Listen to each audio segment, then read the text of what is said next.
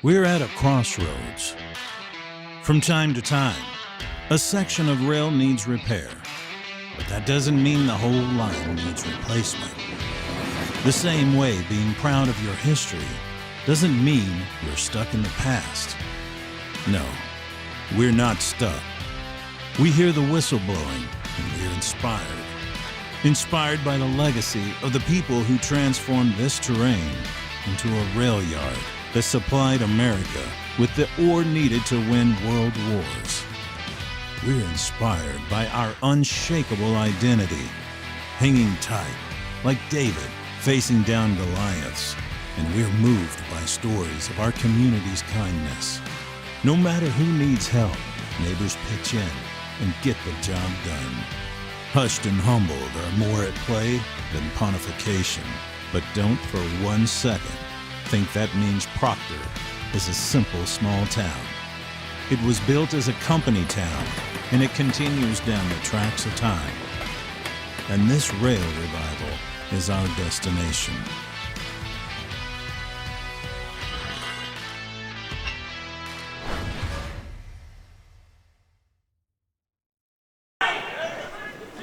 No points. All right, back out, and come up. We'll get a point here.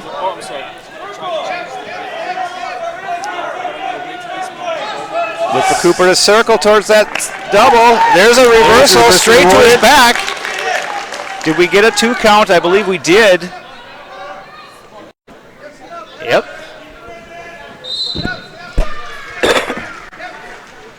That's one thing I know Coach McPhee and McNamee and the rest of the crew have been working on a lot, those back points, looking for that right away after the takedowns and reversals, looking to turn. And right. here's going right for it. Power half. And he's got that pretty tight. There's a pin. Right. Good job, Cooper. Good job, Cooper. CEC answers in the third match of the night. Bring the team score 6-12. 6-12. Great match by Cooper. That's a great example of how to come back after.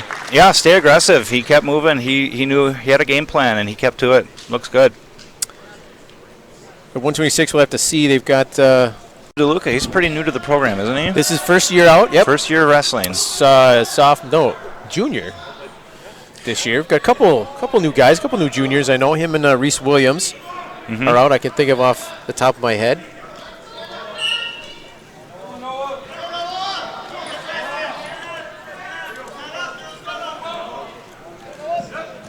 Noah, strong kid. He's got good movement for a first-year wrestler.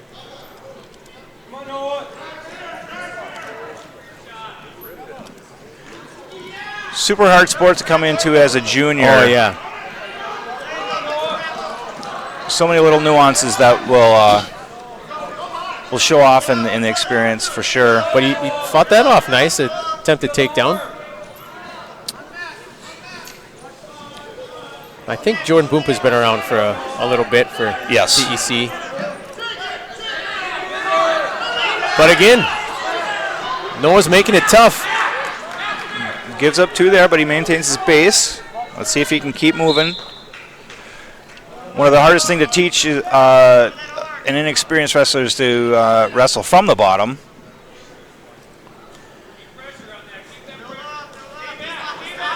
Looking for a cradle here. Again, Noah does a nice job fighting that off. See if he can get one. He just got one. And then gives up the takedown. Just a little bit out of position. That's again nice effort. That shows some of the inexperience, but again, not giving up the fight. Fought through that. Just a 2-point near. No, he did get 3. He did get a 5 count. Got a 7-1. 33 seconds left in here in the first period. They're off the mat and they'll reset here.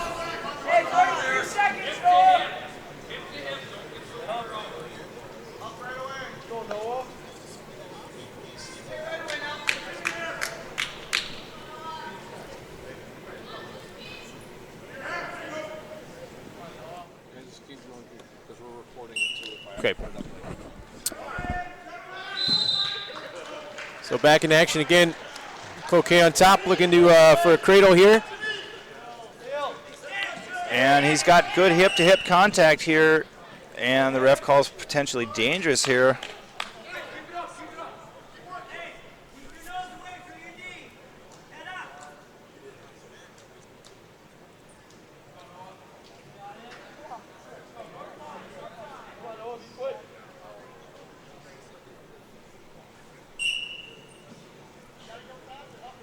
Fighting the hands well.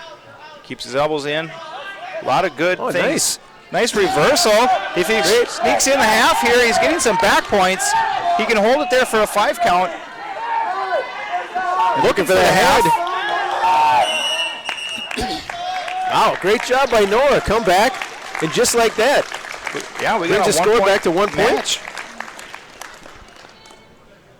That's one of the things about wrestling. Things can change just like that. Yeah, 5 points can come about real quick.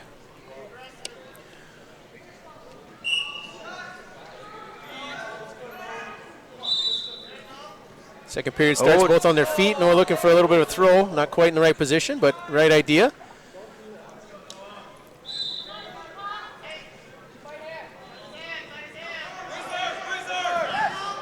And missed attempt at a throw there. Watch the full Nelson. He's going to get called here and penalized. That again will show his experience as a first-time, first-year wrestler. But again, up to this point, great job. Entertaining match. 8-8.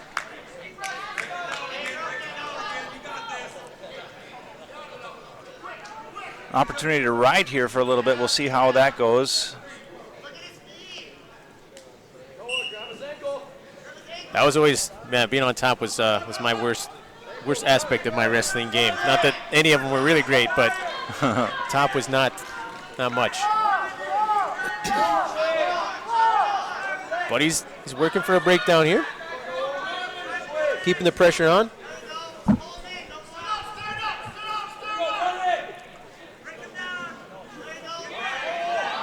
Got an inside leg hook here. If he can extend him a little bit, it's possible to break him down from here. We have a roll, and we got a reversal here, and he's going to start getting back points here if he's not careful. Looks like he's got at least 2 back points if he can get his arm back and not get it barred up.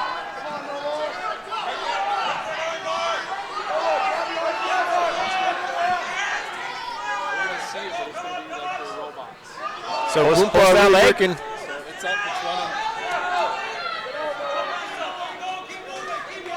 Again, another 2-point near fall there, but Noah again fights back to his feet, and here's the escape. So 12-9, a takedown is huge here. Stay aggressive. Short time. Let's see if Noah can make something happen right there. Again, works for a throw, but not. Gets himself a little out of position. Gives up another takedown. 5 seconds to go here.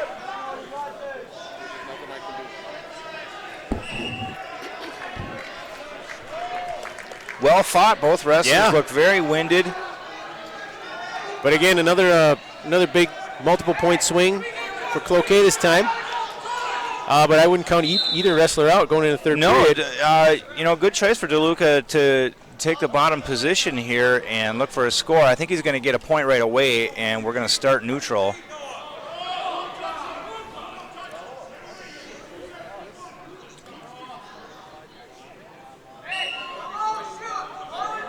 Aggression here is the key here in this third period. And there, nice takedown if he can finish. Drive. And he puts it to his back. 2 points, and we got a count going. He gets the 5. Did he get the 5? Okay, so Noah, if he can, he's looking for that half. Ride this out, and he can come to the side here. Extend that arm. No, he's in good position. Chest on chest. He's teed up. If he gets off his knees and gets a little pressure here, he's got to head up. It looks really close to a fall. Trying to reposition here. He's got to lift that. As long as he makes small movements here, he can just stay ahead. There's a pin. There's a pin by Noah DeLuca. Wow, coming from behind in the third period. That was a great match. Boy, I like what I see there.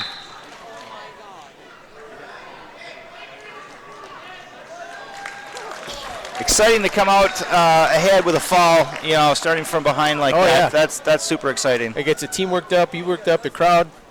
It's nice. And that brings the score, I believe that's 24. Should be 24-12 here. Dr. Hermantown's up. So a great match, hard fought, and that's why we stay, you never give up. You keep moving, and good things happen. They sure did.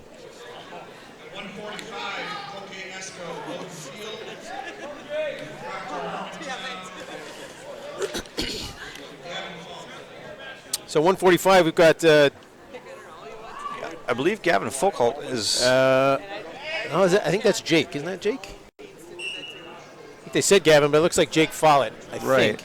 So Jake Follett is out there for Proctor Hermantown against Bowden Field, very experienced wrestler. His older brothers wrestle wrestling family in Cloquet. A lot of experience. So we'll see what the young guy. Spent a lot of time in the wrestling room, and this is going to show right here. It's kind of a textbook move. Takedown to his back.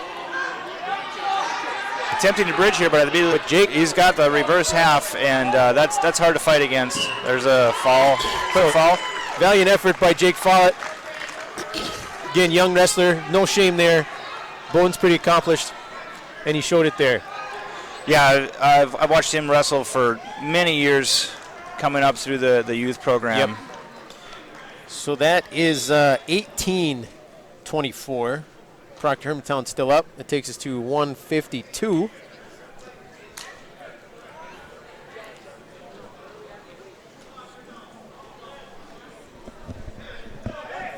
At 152, Cloquet Ashton Carlton, Warren Metcalf recedes the forfeit. So Warren Heiler is going to get a forfeit at 152, which brings the score 24-24. And that takes us to 160. Looks like Proctor may want to put Dan Harnell up to 160 here. At 160, in Cloquet Ashton Carlton, Jack Horvath. And Proctor Hermantown is Ethan Golden. All right, so for Proctor Hermantown, we've got Ethan Golden, another first-year wrestler for us, also a junior, coming out and giving it a shot. And for Cloquet, we've got Jack Horvat, I believe, and he's been around for a while as well, coming up through the youth ranks. I know Ethan's made a lot of progress throughout the year. I've got him in class. He gives me kind of daily updates about how things are going, and we'll see what he can do here. Oh, quick little ankle pick there. Yeah, I don't see that much in his. But a nice quick takedown. He's looking for to bar that arm up real quick.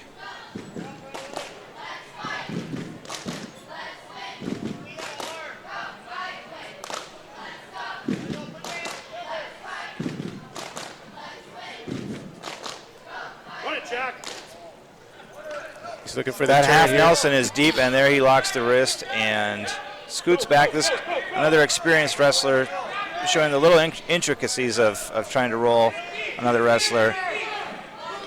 Fights it off though. Yep, Ethan's Peeled peels the it away. hand. Peeled it away. All right. Quick sit out attempt. Gets caught in the boy. chin drop. Another quick two. Sorry, not another, but a quick two. So Ethan back to his base. Now he gets off of his knees, but only temporarily. Sink it.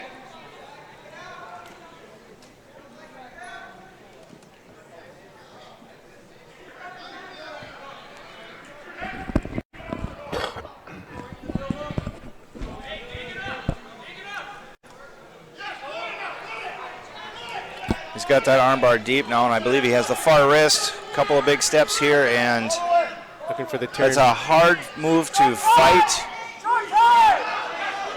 Again, those little adjustments. That little reverse half and some good wrist control. Short time, see if Ethan can fight it out, but that's a tough position to be in. 8 seconds, he's fighting. He does. Gives up the near fall. See if he just ran out of time. Nice, but a nice flurry there from Ethan. Fights off his back. Boy, that is a tough spot to fight out of, but he did. So credit to Ethan. Gets into the second period.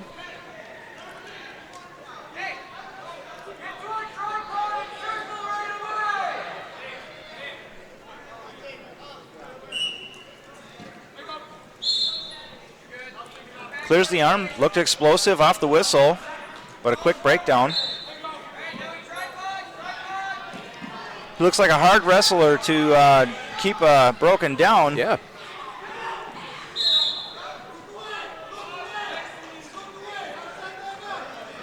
Getting another count here.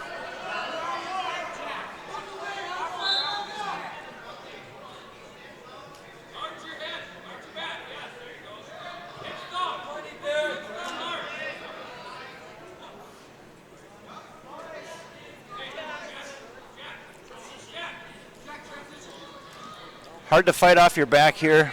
He's giving it quite a good effort, though. Trying to sneak through. And if he can get his head up just a little bit,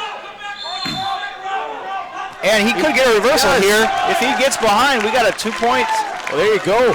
10-2. Scoring his first points of the match. Well fought. Man, that's twice now. He's fought out from a lot of guys don't make it out. It is hard to fight up for that long, but separation of the hips there, and looks like Cloquet may take advantage of that. So Ethan should probably bail here, let go. That's the right move. Reversal off the mat. Now reset here with about 30 seconds left in the second period.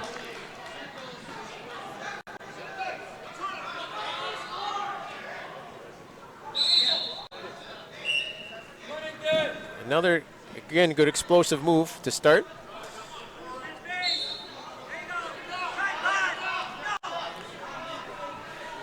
It's one of the hardest things to teach, too. I know a lot of new wrestlers, that tendency to reach back when they're in this position. And almost nothing good comes from it. Never. That's right, almost, rarely. You can hold off here. You can post a foot or an arm. Short time here. Looks like he's going to hold him off. We got a 12-2 score here. So Cloquet's option. Cloquet chooses neutral. Good opportunity here to score some points. Be aggressive.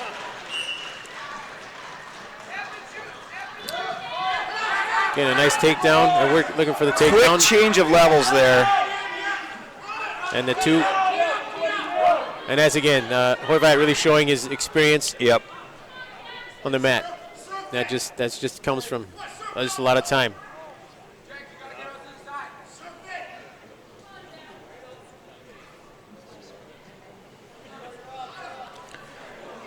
He's going to release him here. Look for maybe another quick takedown.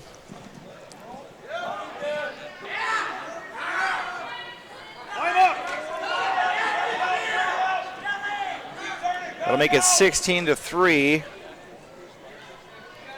Possibly looking for a technical foul here if we see him release him again.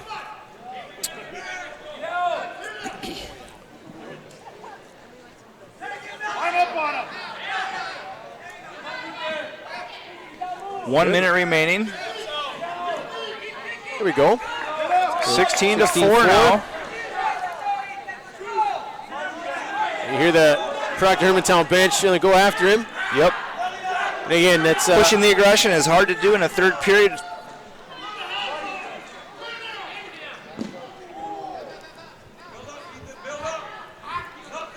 Looking to avoid a turn here for the technical foul.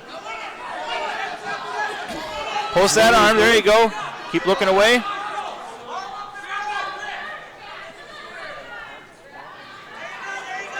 Nice job, Ethan.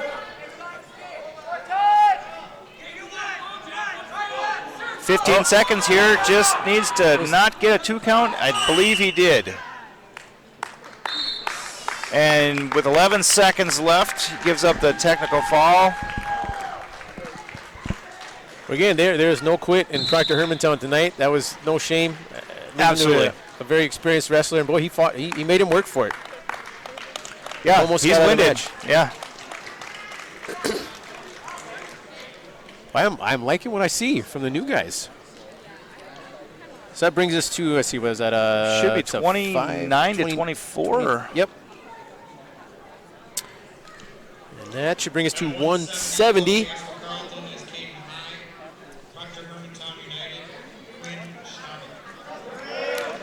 All right, 170, Caden High for Cloquet Esco Carlton, and for Proctor Hermantown, Quinn Schnabel, one of our captains, senior. Having an excellent year.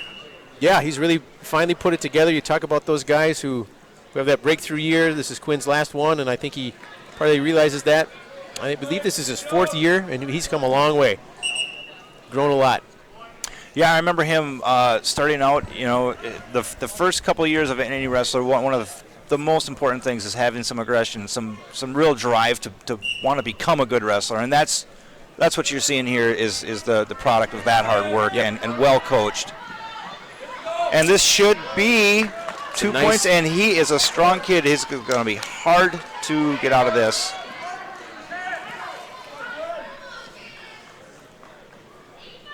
Caden's fighting it off. We'll see if Quinn some adjustments if he here. comes up with a fall here, Proctor Hermantown will take the lead by 1. Gets the 3 count or the 3 points for the near fall.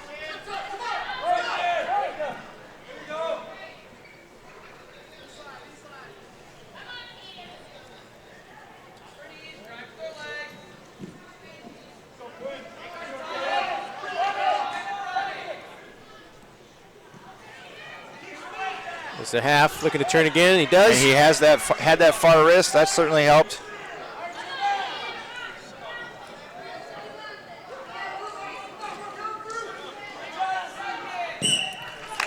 And a fall. Minute 15. So that's going to take our team score, Proctor Hermantown 30, Cloquet Esco Carleton 29. Nice back and forth match.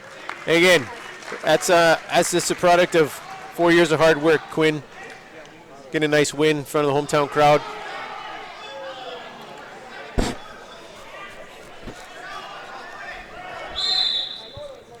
So 182. Looks like they're going to forfeit to Zach McPhee at 182, which makes it 36-29. And we'll see what kind of maneuvering coaches do here up at 195.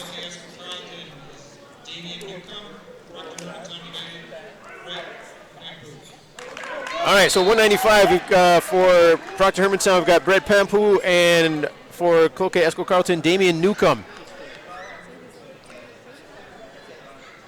Score be 36-29. That's what I've got. Okay.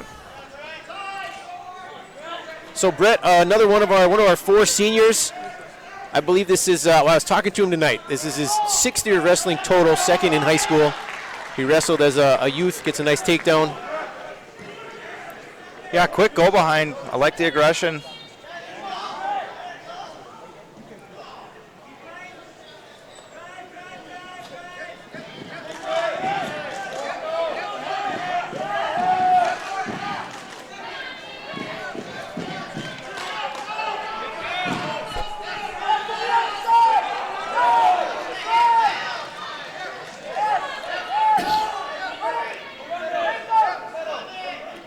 Brett working from side to side, that's nice.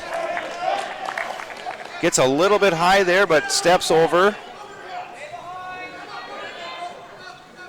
He's getting his hips out front here. Is not the greatest position to be in. And gives up a reversal, and just the reversal, he rolled through.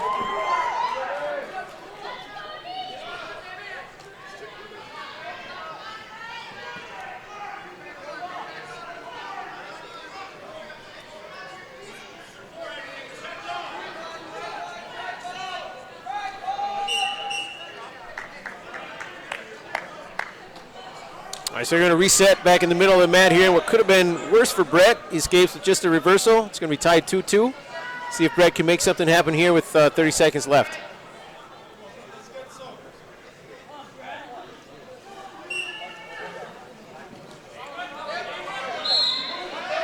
Good movement.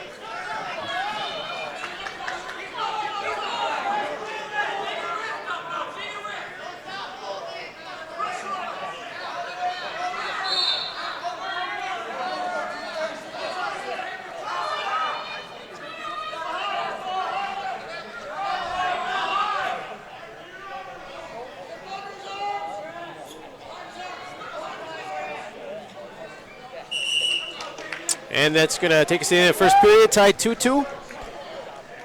Cloquet's choice. Or was may it? have some blood time here. Nope.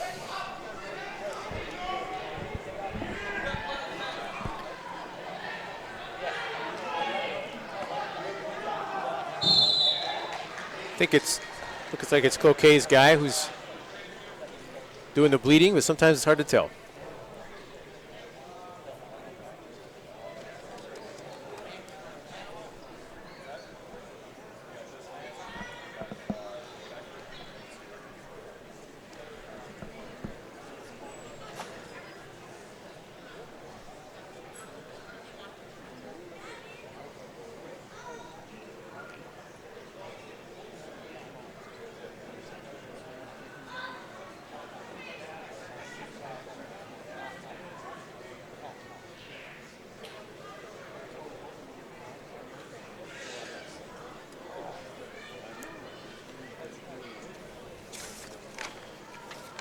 As we wait here with blood time, I guess I haven't got the our advertisements in yet. So again, this we do Rails TV, and there's a lot of people who make it happen, staff and students and everybody else. But some of our sponsors, we've got Reed. That's our Rails Endowment for Academics, Arts, and Athletic Development. Part of the Proctor. They give a lot of money to many causes for the school.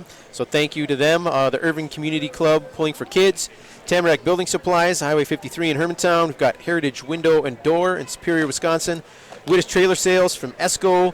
Stream Dudes, Great Lakes Office Solutions, the Rob and Barb Schaller Charitable Foundation, Choice Service Center in Main Street, downtown Proctor, the Aureology Concept, Superior, Duluth, Grand Rapids, Edina, and Burnsville, and Proctor Pizza and Sub Shop right here in Proctor.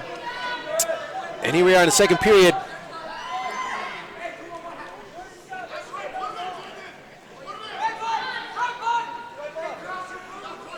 And Pampu starting on bottom. See what he can do.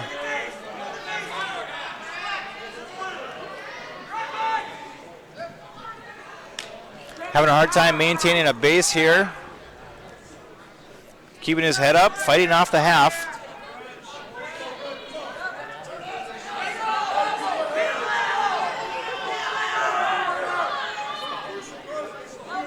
So Damian Newcomb trying to make something happen here, looking for a turn. Brett fights that off and looks, see if he can get back to his base.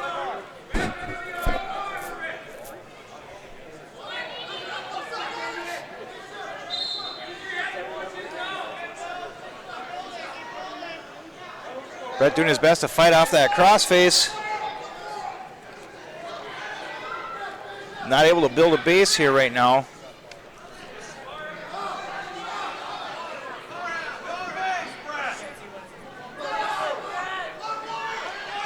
Trying to suck in that elbow, looking for a... He's going to walk through that. It's got different names, barbed wire, butcher. But effective is the key very here. tight. And Damien High comes up with the pin in the second period, and that's going to bring our team score.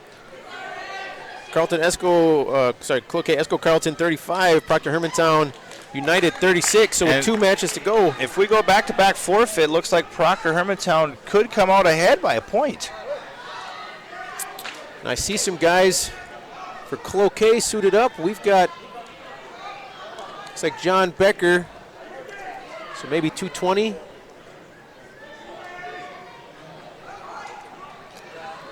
220, Cloquet for Carleton.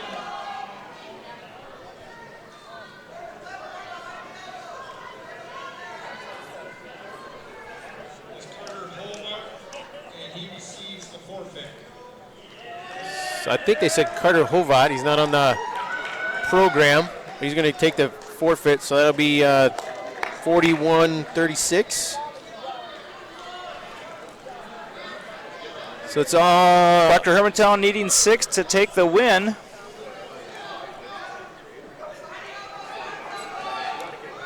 CEC does have a wrestler ready to go, so we may have a match here at 285.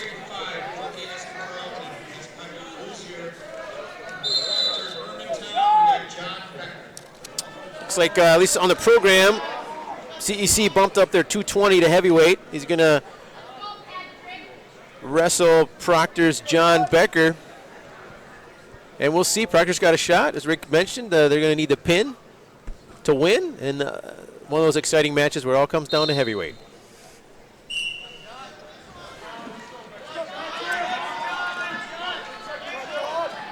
John, again, one of our 4 seniors on the team. This is his second or third year as well. Bit of a newcomer. Looking for a throw of those heavyweights. They like to end it early. They sure do. A collar tie is important for these upper weights.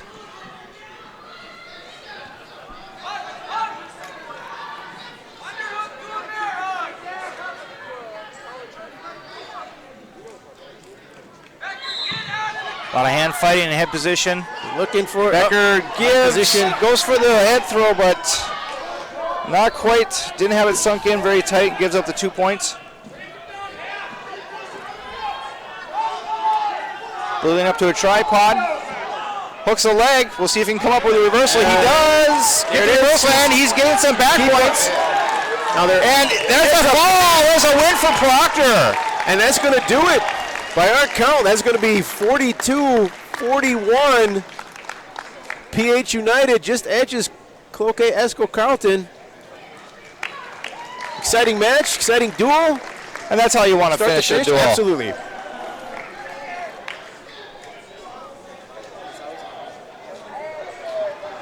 Well, those of you who are joining us, that was a nice treat to start off the night.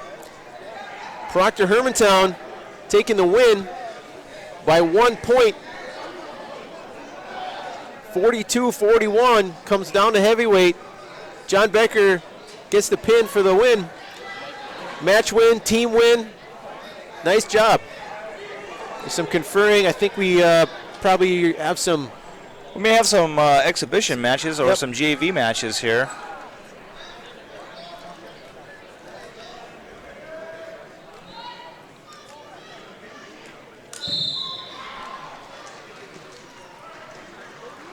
Some conferring at the scores table. I don't know if that's just for the score or maybe they're just lining up the exhibition matches, as Rick said. But nice job. That was fun. Yeah, that was an exciting finish, for sure.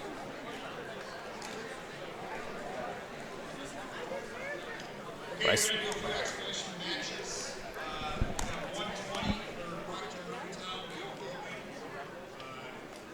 Ruotsalainen. That's a tough one. Yeah.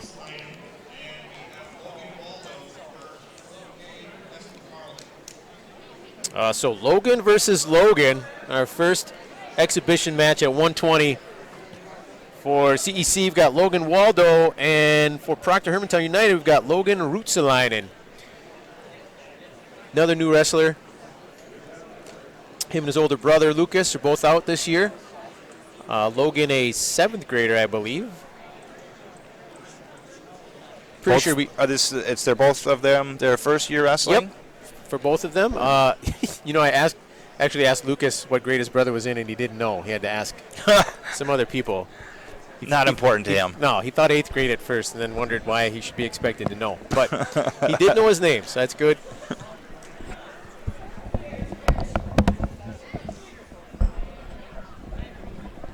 I leave you here when I have to go to basketball? I guess so. Yeah. How are you gonna get in here? I don't know. Okay. If you need to go. Well, Kelsey's got a basketball game too, so It's totally up to you. yeah, I'll stick around for a little bit. What time do you have to go? What time is it? Well, we got parents' night right after this, right? So not for a while. Yeah. No, for a bit. All right, so here we go, the Battle of the Logans. So this is important for these young wrestlers without experience. You know, you can put them on the mat in the wrestling room and practice and teach them a few things, but to really get appreciation for the competition, you need to put them out in front of a crowd, in front of the cheerleaders, and you know your teammates on your bench got your back, and you get a whole new appreciation for the sport and the effort that it takes. Yeah, and even the live matches in practice, and it's just you can't simulate this, like you said, with everything going on. And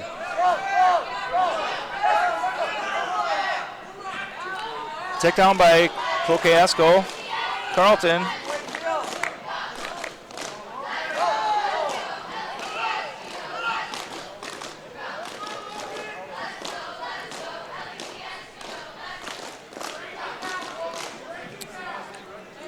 Got a crossface here.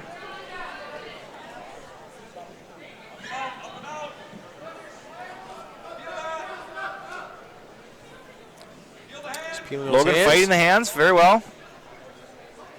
Peeling off the half, attempting to.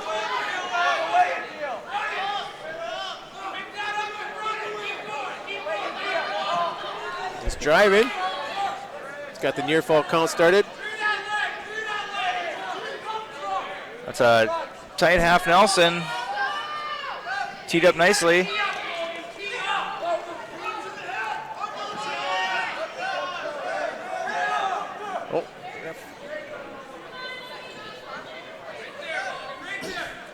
Oh, almost escaped, and Waldo's going to Almost readjust. fought through that. And a fall here in the first period.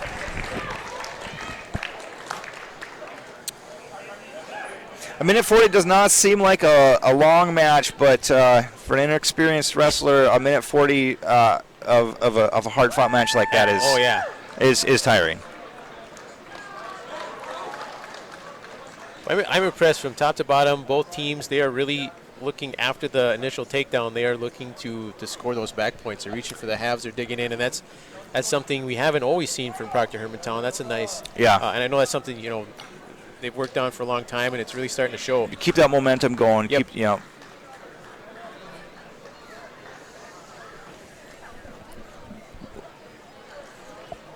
we've got another one here. Listen for the announcement here. At 1:32, we got Matthew Wells from Phil Casper Carleton and Dakota Peterson from Proctor Hermantown. All right, so our next exhibition, Matthew Wells from CEC and Dakota Peterson from Proctor Hermantown United, who is another new guy for us. I don't know much about Dakota. Is Dakota one of our Hermantown guys, or is he a Proctor kid? We've got a couple Hermantown guys this year. That's a good question. I'm not sure which school he's actually representing. Trying to stuff that head, play some defense on that takedown. Looks like he's Almost got the whizzer in. Gave up the takedown, though. Quick leg ride. Oh, looking to reverse this. nothing. Got his arm hooked, though. No back points. So no damage for either wrestler. As we haven't seen much in the way of leg rides tonight. Leave it to one of the... Guillotine's not a very popular move anymore, as people have been taught over the years to how to defend it. It's become more rare. He's working for it, though.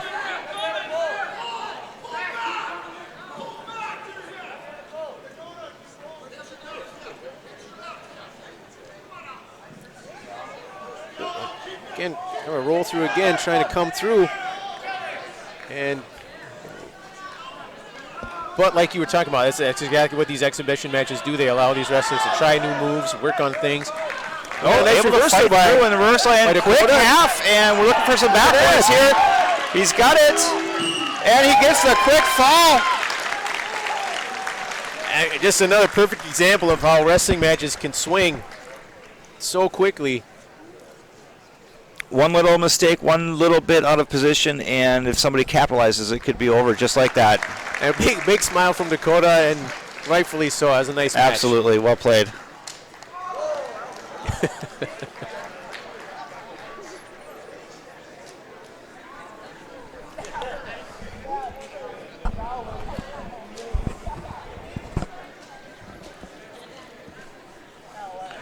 Looks like we may have at least one more. I think this is Biker. Good job. I give credit to both team coaches here for getting these youngsters out on the mat, giving them the opportunity to show what they've worked hard for.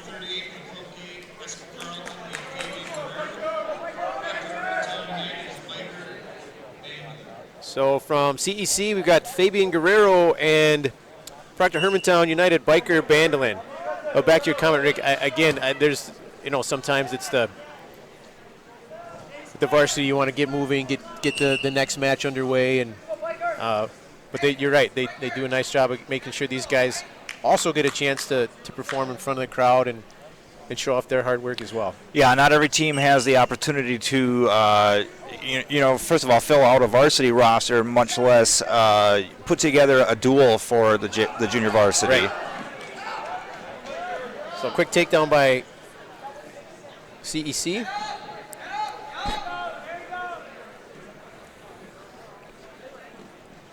Breaks him down with a simple ankle.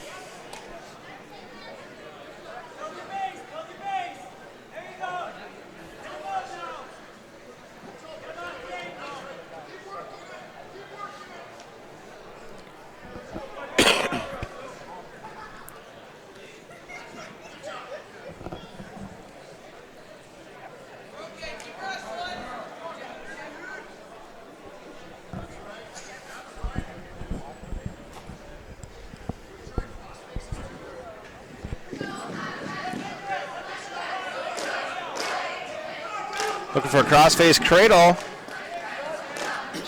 And he's got it, but his hips are out of position. Now he readjusts. There you go. Got a quick 2 count. So that cradle, that's a move that continues to just, I don't know if classic's the right word, but it's, if you know what you're doing, it's tough to defend. It's hard to fight off. Yep. You have to know it's coming as soon as the crossface comes, or sometimes it gets put on you so quick.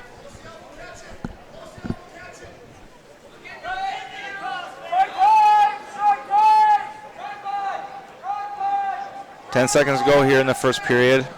4-0 CEC.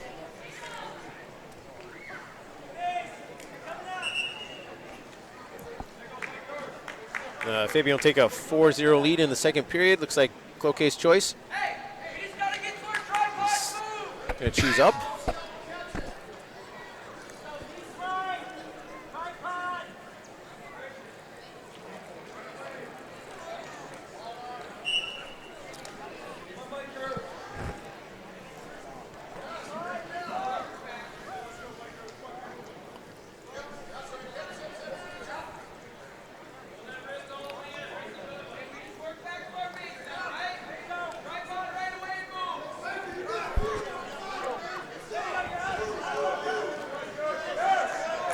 So there's an escape by Biker. Makes score 4-1.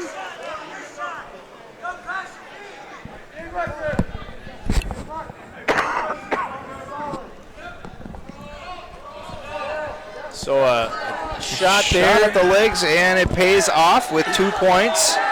Bit of a sprawl. That's Again, another hard thing to teach is to not reach back and grab for something. yeah.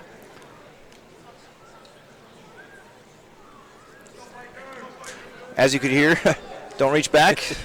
Yelled from a lot of people here on the PH United bench. They got experienced wrestlers here. Always another great thing about the sport is the sideline coaching Yes. that you get from your teammates. Maybe you can't hear it, maybe you can, but good show of sportsmanship.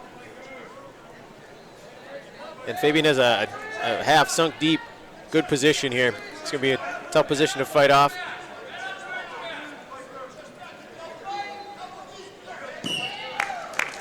And a pin for CEC. Again, some good sportsmanship there, helping each other up.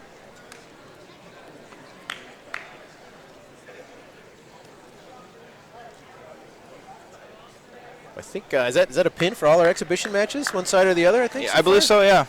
And we have not seen one go the distance yet. That might be. And that looks like it's it. Teams are going to meet and do the handshake. It's nice to see this again. I know the year or two after COVID, they kind of waved to each other from the. Yeah. Which is nice, but it's good to see them. Yeah. Back to this. So what's up next for Proctor Hermantown? Next will be Rock Ridge. Nope, I take that. Yeah. PH United versus Rock Ridge. Rock Ridge with a good history in the program. Yep, formerly Virginia. They combined the schools up there. Still, I forget every once in a while who Rock Ridge is. I hear Rock Ridge. I have to remind myself, but new uniforms, but same old coaches, same style. Oh yeah. They always come ready to wrestle, and they've definitely got some good ones on their side. But before that, we're going to get into Parents' Night, only home meet of the season for Proctor Hermantown. So we're going to recognize our parents. We're going to honor our seniors too. So it looks like we're getting set up for that quick. The cheerleaders are out. Pretty good crowd too. Yes. Very good showing. Well, I'm going to sign off here for a minute as I go participate in Parents' Night. Yes, Rick is a parent, right? Thanks, Rick, and I'll see you in a bit. I'll be back in a few minutes. Sounds good.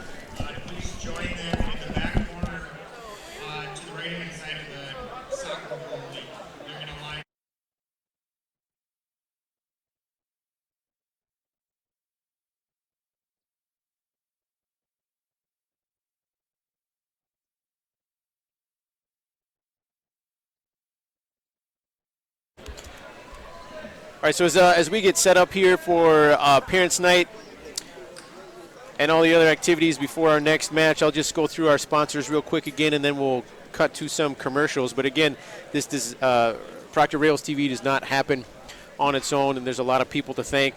First, I want to give some props to Aiden Drake. Did I say your last name right, Aiden? Mm-hmm. He's our director, producer. He's doing it all tonight, running the cameras, running the sound equipment, everything. He was left on his own. He's one of our audiovisual students, and it's pretty cool that we can trust these guys to do it all and to allow us to bring this to you all. Really, I have to do is show up and pretend I know what I'm talking about.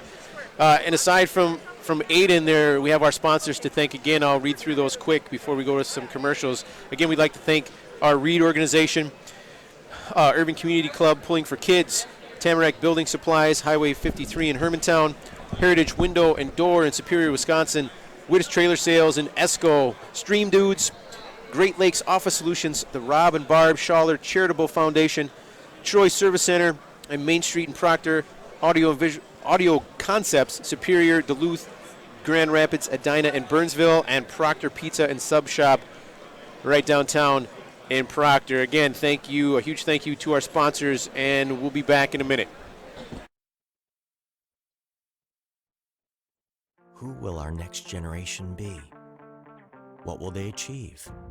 At Proctor Public Schools, we see great things in the future as we create an environment to educate, engage, and inspire our students to seek adventure, gain knowledge, and make a difference.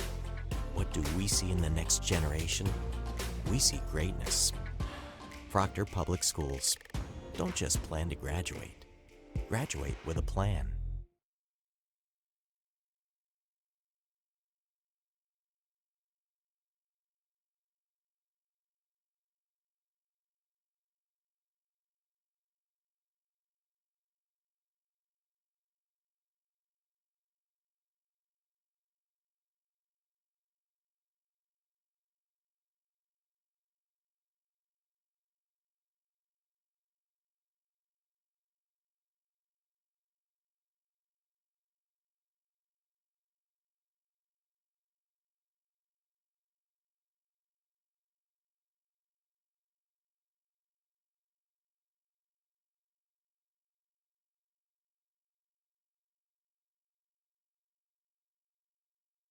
And windows were installed in 2001. That was nearly 20 years ago, and they're high-quality windows.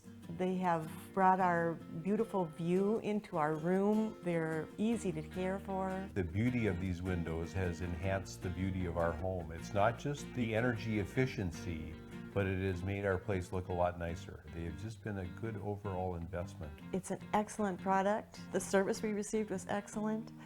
What more could you ask for?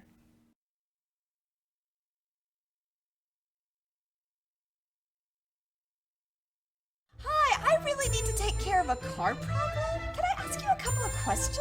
Can you handle all makes and models? Will you get me back on the road quickly? High-tech equipment?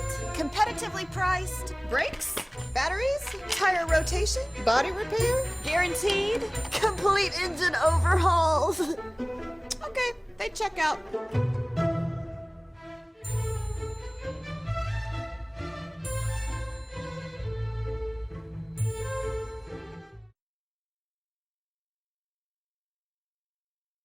Renewal by Anderson. Hi, I really need to take care of a car problem. Can I ask you a couple of questions? Can you handle all makes and models? Will you get me back on the road quickly? High-tech equipment? Competitively priced? Brakes? Batteries? Tire rotation? Body repair? Guaranteed? Complete engine overhauls? Okay, they check out.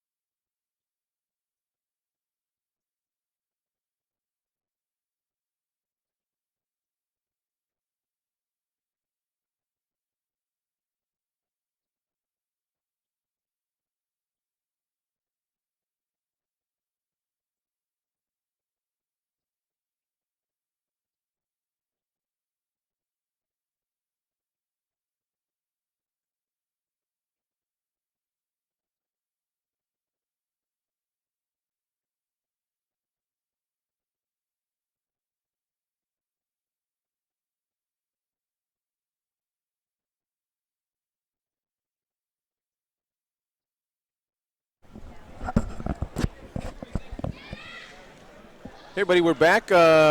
Parent night festivities are over. We're getting warmed up for the next match. It'll be Proctor Hermantown United versus Rock Ridge. And sitting next to us, you can't see us, this is a Proctor Hermantown United. Well, he was wrestling before we were even Proctor Hermantown, just when we were Proctor. Luke Irons. Luke, how you doing? I'm doing good. It's good to be here. That's great. So Luke was one of our original wrestlers in the high school program. Absolutely. Back, why did you start, 6th, 7th grade? I started in 8th grade, was my first year. 8th grade, his first year, wrestled all the way through, was one of our founders. So it's really cool to be able to see him here, coming back to support the team. Graduated, spent some time away serving our country in the, was it the Army? Marine Corps. Oh, wow. The better wow. branch. Sorry, I'm going to get beat up after this. No. Confuse him. But no, he's back kind of in the area, going back to school, and joined us. So I thought, he asked if he could jump on, and absolutely. Yeah, I love coming out here, seeing how much the program has grown since I've been in. Even when I was a senior, I thought we were making big strides, getting our own mat and stuff, and new singlets. And now these guys got newer singlets, and they have way more people on it, and they have their own wrestling room here at the new old hockey arena, and it's just crazy how much has exploded. Yeah, boy, I mean, Luke can tell you some stories. We used to practice at one of the elementary schools, changing in the bathroom, in hallways, rolling up mats every day. And taping them. So cool, and I remember having a conversation with you, that was, you wouldn't get to experience some of the stuff that these guys get to now, some of the cool things that they're able to do, but you were really one of the founding members and important, set a lot of records that people are shooting for and trying to break now.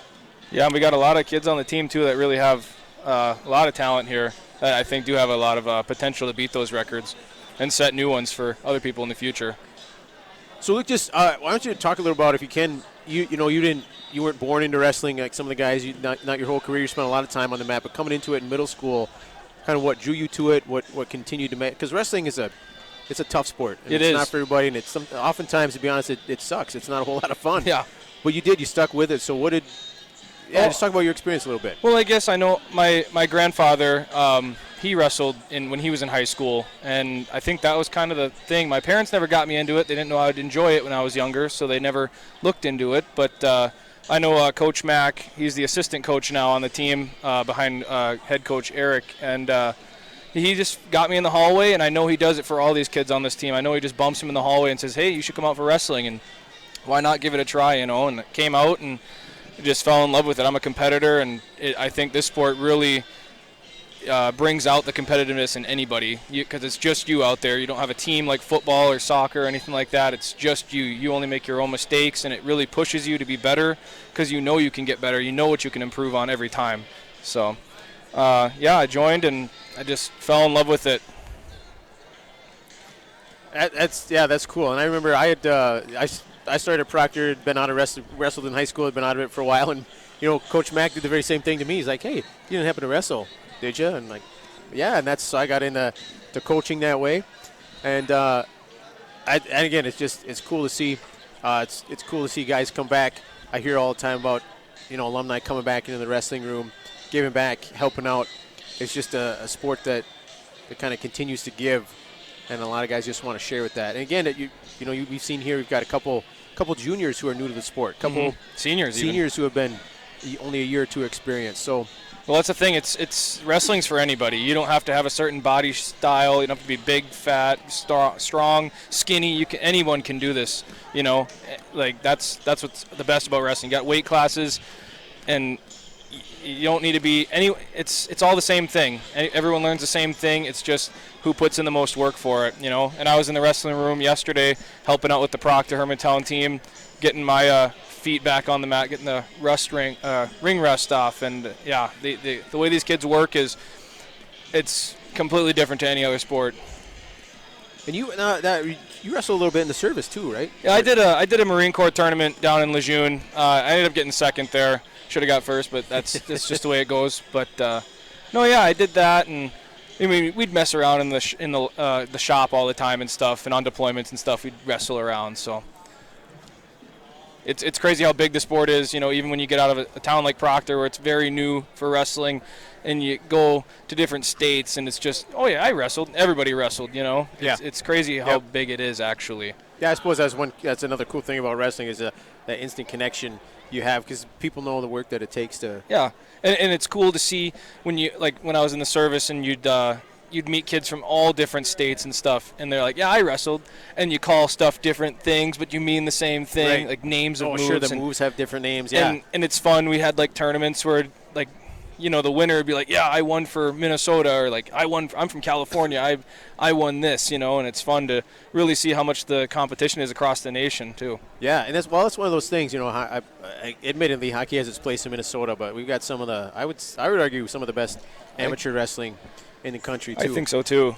Us and Pennsylvania's always got a good thing going on too, and Iowa, but.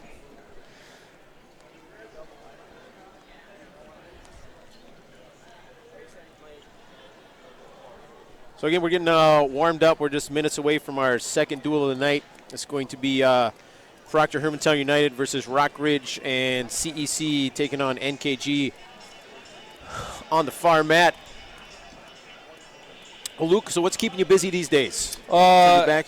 Yeah, I got out of the service, out of the Marine Corps in June, and I'm going to school up in Ely at the Vermilion Community College up there. I just finished my first semester. Played football there this fall for the team there and had fun doing that. And now I'm getting ready. I go back to school this weekend and start the next semester. You said you're going in the DNR? I'm going for the DNR program up there in Vermilion. I think they have. When I was on my last deployment, I wanted to know. I figured out what I wanted to do with my life. I put it that way. I had a big list of schools once I figured out what I wanted to do, and then slowly crossed off schools that didn't have the right sport I wanted to play, or if I wrestling and football, and then it was like, okay, who's got the best program itself and distance from home and stuff like that, and Ely was just the best one, 2 hours away from home, and just makes life a lot easier, especially when you're not in North Carolina compared to Minnesota. Being able to go home every weekend is kind of a blessing. Yeah, I bet. And winters all seasons are a little bit different, I would guess. Yeah, I would say so. I mean, definitely this 2 feet of snow we just got dumped on with.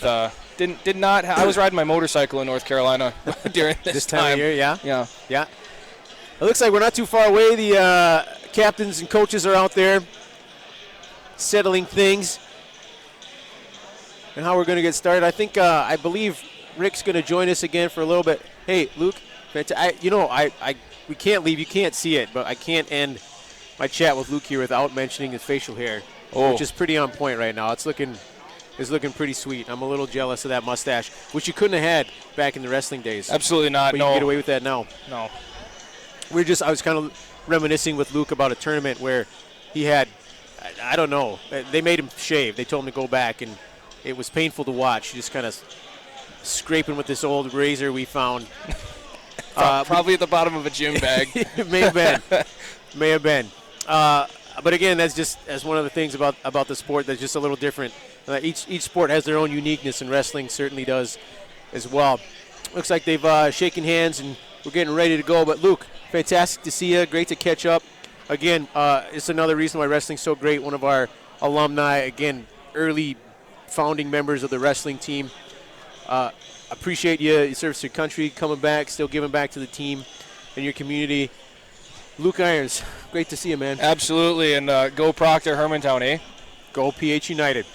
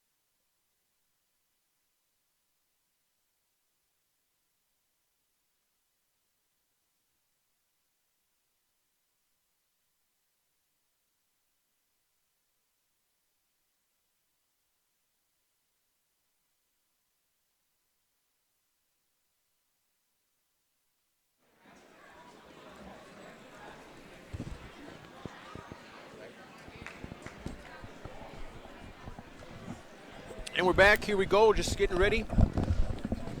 That was a little bit longer break than expected, but again, Here we go. It's good to take a minute to recognize the parents and their efforts. Yeah, again, talking about, we're talking about our sponsors and everybody else who helps out with the Rails broadcast, but obviously without the parents, couldn't get it done. So always nice to honor them. Jack London up against a very tough wrestler here at 106. Gage Benz, talking about familiar names in the wrestling community up in this part of the state, the Benz name. Long time. 3 generations wrestling here between coaching and wrestlers.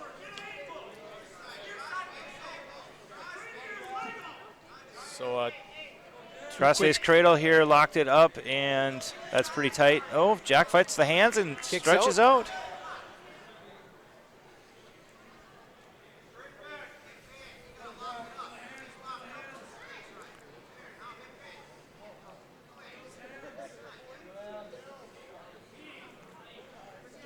Good job for Jack to keep fighting that off. Jack's going to get caught with his head down if he's not careful. Looking to turn, grab that leg. You're going to be off the mat. Reset here.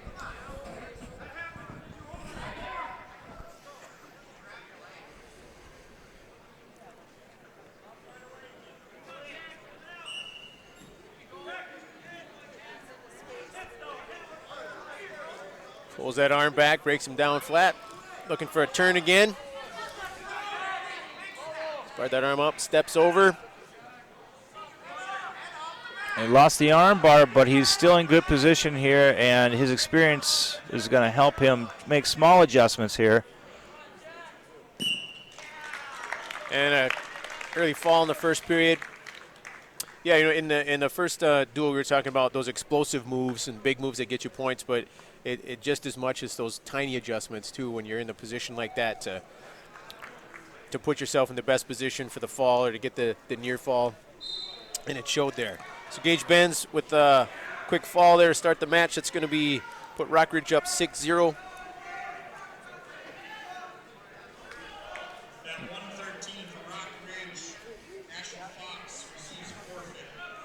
So Asher Fox from Rockridge gets the forfeit at 113.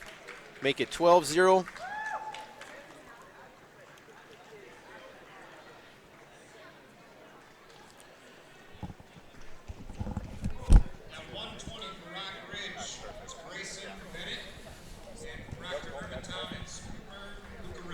So up at 120, we've got for Rockridge, Grayson Bennett, and for Proctor Hermantown, Cooper Lucarelli. Coming off his nice win in the... Cooper with a 2-on-1 right away, and scoops up a single. He switched to a double here, and... Nice takedown. Nice takedown. Cooper coming out aggressive tonight. See if he can work for a turn here.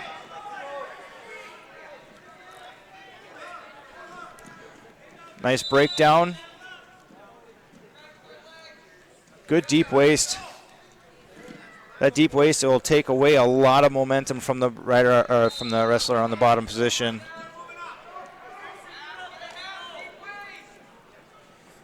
Cooper looking for a chin drop here. Stops the sit out though. A little high here, riding a little high.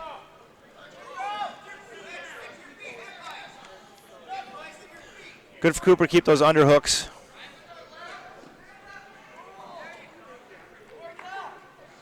Control the hips. If he stays tight on the hips here, he can keep him broken down.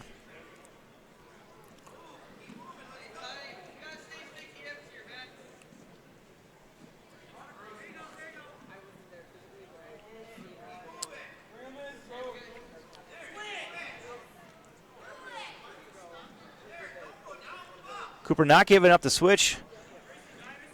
Stopped about 4 or 5 sit-outs here already in the first period.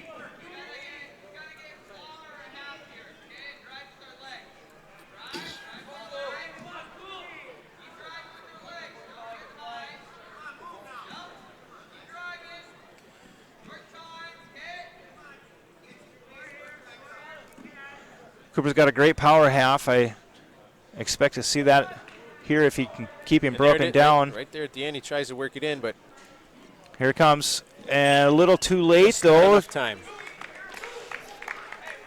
Yeah, I mean, not much happening in the way of point scoring, but you know, to the initiated, there's a lot that was going back and forth. A lot of switch defense blocking attempts by both wrestlers. Cooper just did a really nice job of stopping attempts to escape, but couldn't get to his back. We're going to start second period with Cooper down. Well, it's much harder to turn an opponent from the top position than it is to score from the bottom. Yep. Oh yeah. Cooper here showing a great example of just one move after the other, putting two. Hey, he comes up with the roll here. So that's a reversal. We'll see if he can hold that arm and get some back points here. Hold that arm bar it up real quick, and so 4-0.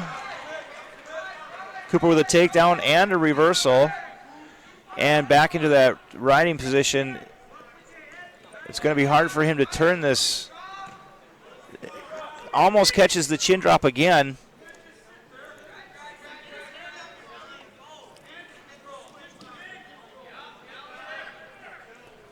Cooper probably looking for a half.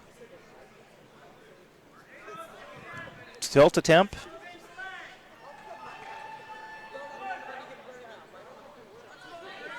See if he can thread the needle here.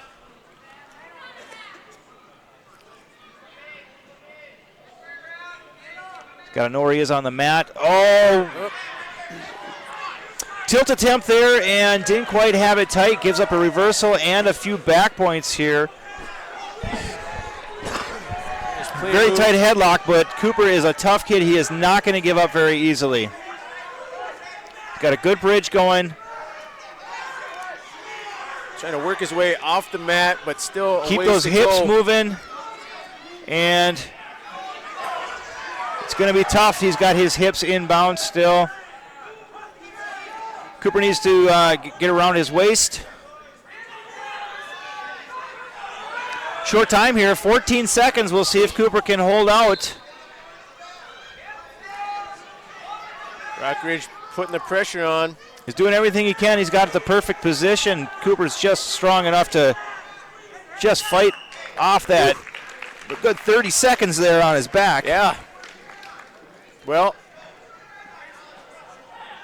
he makes it in the third period, down by 1, and that takes a lot of energy, a lot of effort to fight that off. So we'll see what Cooper's has left for the.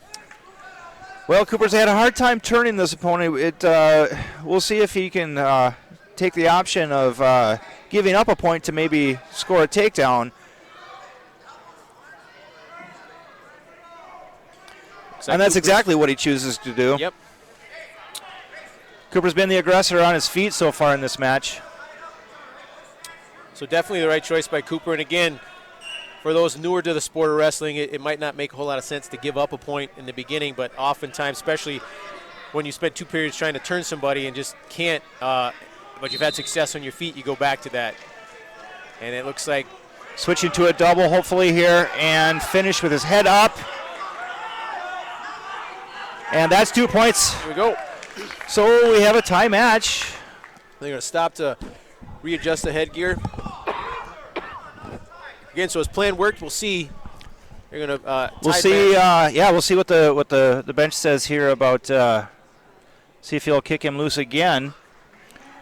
Again, for people that don't know a lot about the sport, to put yourself in a negative position seems counterintuitive. But when you can be the aggressor and you have some confidence on your feet, and that's exactly what we're going to see again.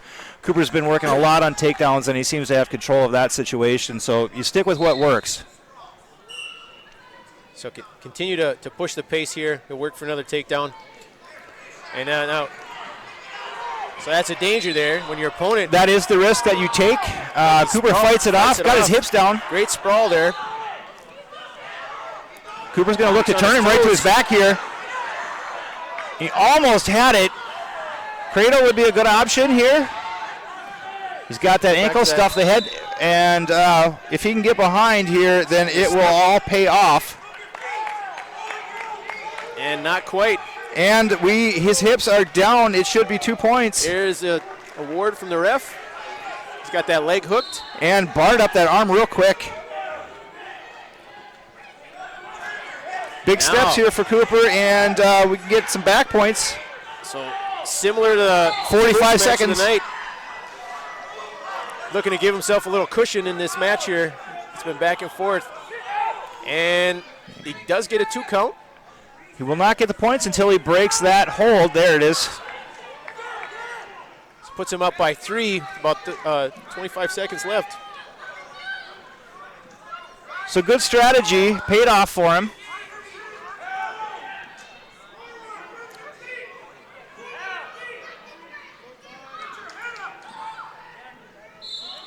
Ten seconds left here.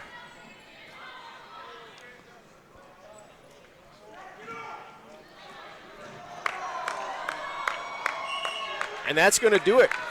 Cooper fights back and, again, was up early, got himself caught, put him in a hole, fought back, and came back to win 10-7. That's a great match for Cooper. One of the hardest thing to teach is coming off your back is to stay calm and continue to attempt to wrestle. Yes. Tell you, just before we get started again, it's one thing to have the same color shoes and socks, but that was almost like a continuation from shoe to calf. Yes. You can hardly tell. Kind of impressive. But we're up to 126 now. It's going to be Landon Laxo. 26 for Rock Ridge. We got Dutch Hedblum. Proctor Hermantown United, Landon Laxo. So for Rock Ridge, we've got Dutch Hedblum, and Proctor Hermantown United, Landon Laxo. Again, the name Hedblum for Rock Ridge. He's had some, there's been some other Hedblums, really successful in their own right. Dutch has had a pretty decent career himself. I believe the team scores would be 12-3. That's right, 12-3 with the win there by Cooper. Cooper with a decision. So Dutch has been around for quite a while. Landon, I believe, in his 3rd year for us. That sounds about right. And somebody who has grown as a wrestler so fast. Yep. His confidence, his skill level, it's all come together. Grab an ankle here and he'll be all right. And there's the There's two the finally two. ordered.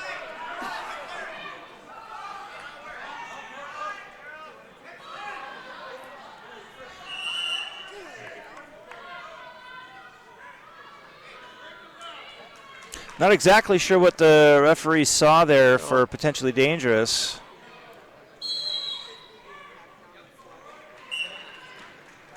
Very explosive, right off the whistle. I see he had a 2-on-1 when they're on their feet. That's a fairly recent change in the rules. I believe so, yes. Yep. You used to be able to do that. Again, it's about safety. Yep. Yeah, it used to, so you don't get slammed to the mat, defenseless, can't stop yourself with that arm pin. We're getting right back to that controlling that wrist. And very tight on the hips.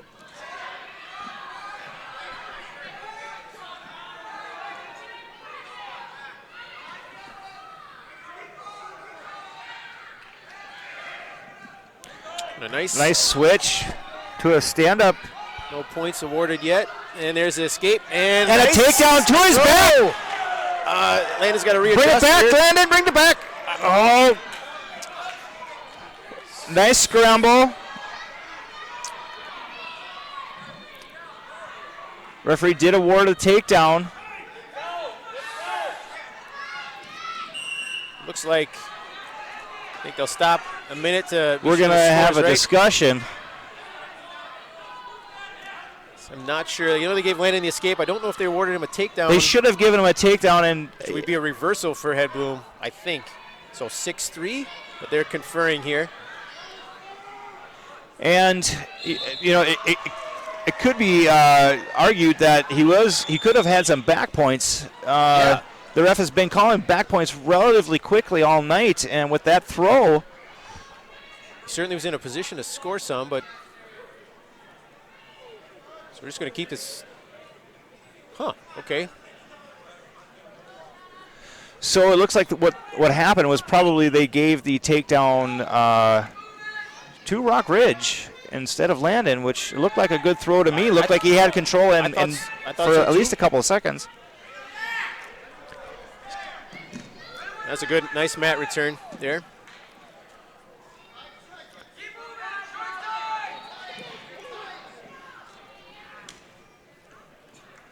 Continuing to wrestle hard from the bottom.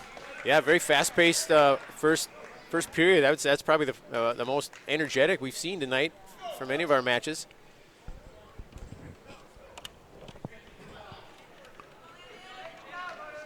Landon chooses down. He's been explosive off the whistle all night. A quick escape. And right back into it. Again, that's one of those things I know. We'll see if he takes a shot. Does not. A little bit out of position. He readjusts nicely. And the spot could go either way. Whizzer stops the takedown to see if this is a hips a little out of position there, but he comes up with the takedown, or excuse me, the reversal. So here we go. No, that would have been a takedown because he did. He did get the one. Yes. So 2 points either way. However he got there. It is tied 4-4, and a quick knee slide out to that.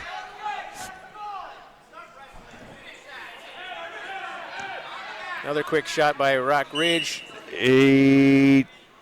Nope, they're not going to give it to him. Does not give it to him. Again, I thought that looked like he kept his toes in, and that's all that is required. 2 points on the mat. 2 points of contact. 2 points of contact inbounds, yes. Quick shot on that single again. Landon's got to get that whizzer a little deeper. Gives up another.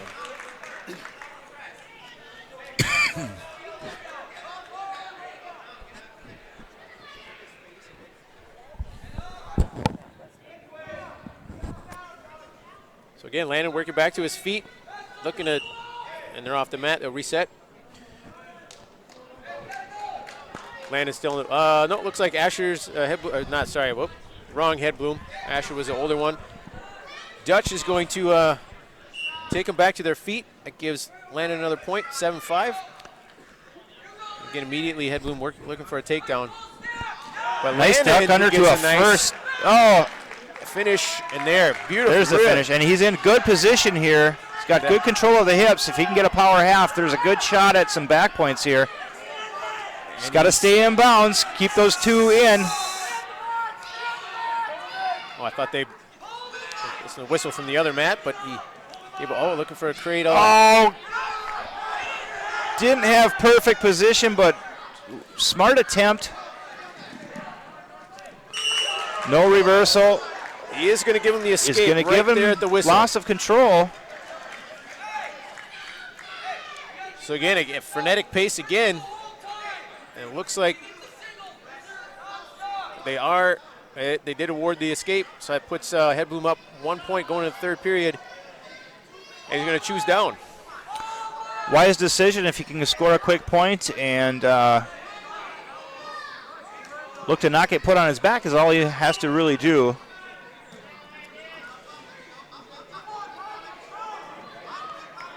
Landon's got to stay back and get his elbow back. Yep, Landon a little out of position. And reversal straight to his back. Head Bloom capitalizes.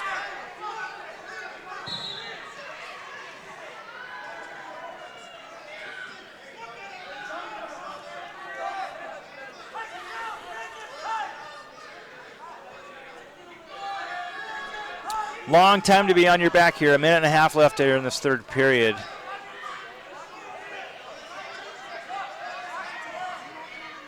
Yeah, that's a real disadvantage. The guy on top can basically just make those small adjustments, as you said, while the guy on the bottom has to fight for his life, really expending huge amounts of energy. But it looks like it works out for him. And off the mat. He's breathing hard. Let's get back to the center. Fighting from a 6-point deficit now. Landon's got to dig deep here and try to get 1 point. Start with one. Start with one, exactly.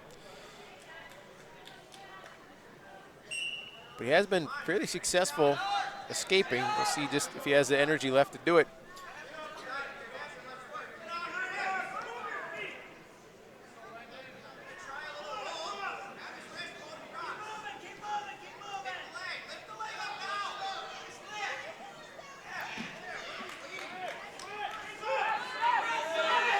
Oh, possibilities here.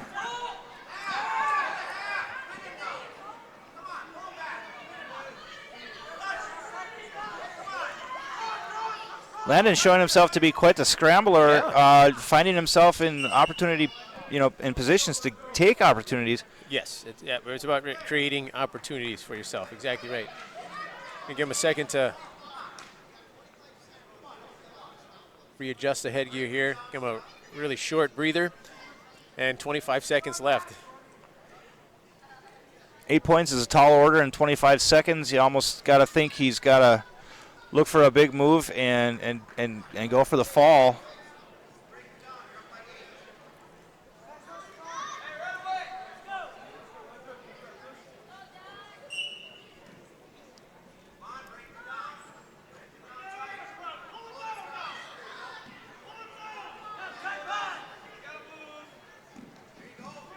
And nice switch attempt, re-switch attempt. So he scores 2 with 7 seconds left.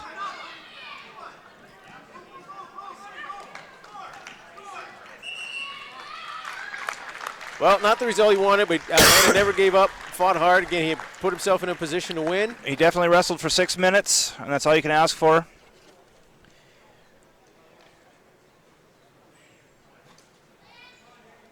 So final score 16-9.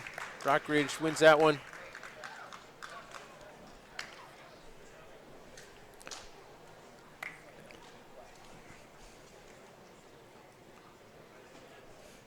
Well, I have to make an apology because I will be exiting the building here shortly. As it's not only Parents' Night for wrestling, but we also have another child who's going to be playing a basketball game here shortly. So we're going to make the best of both opportunities. Absolutely, Rick. Appreciate you coming in. Yeah, thanks for having me. I wish we could do this more often. This is a lot of fun. It would be. Maybe we could do the youth tournament. Wouldn't that be something? Oh, that would be something else, because if you think be. this is exciting, you put some first and second graders out on the mat and some excited parents mat side, and you'll see the gym get pretty lively pretty quick. Talk about a score changing rapidly. Oh yeah, that one of the hardest things to ref is a kindergarten match. Can't for flip them sure. Fast enough. Yeah. But again, Rick, great having you here. Appreciate it, and yeah, no problem. Best of luck to the basketball team. All right, thank you. All right, have a good night. Yep, you too.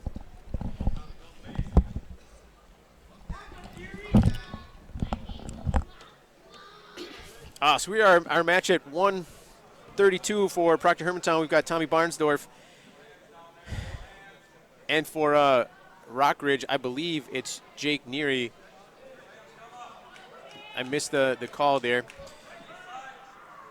But Rockridge up early, 2-0.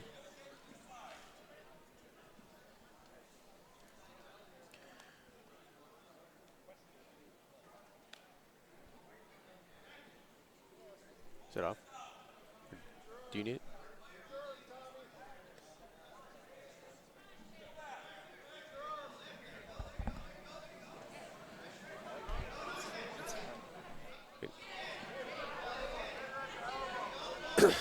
So he's got that elbow sucked up tight. Again, it's got different names: barbed wire, butcher. But he's working on it to turn Tommy to his back.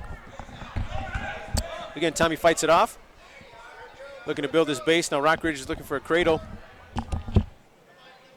And I think can't see from this side, but it looks like he's got it locked up. No, Tommy's fighting it off. So he breaks that, kicks out. So nice defense by Tommy. Just a short time left. And it looks like Rockridge will take a 2-0 lead into the second period.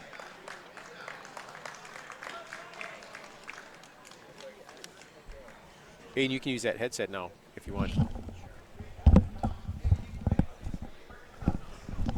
So again, big thank you to Aiden Drake, our student worker tonight, who's directing this show, producing this show. He's doing it all, running the camera, their mics, sound equipment.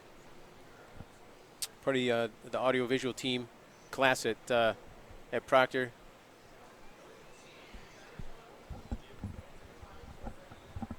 And I'm not sure exactly what happened. It looks like injury time. I don't know if they collided heads or chins or something, but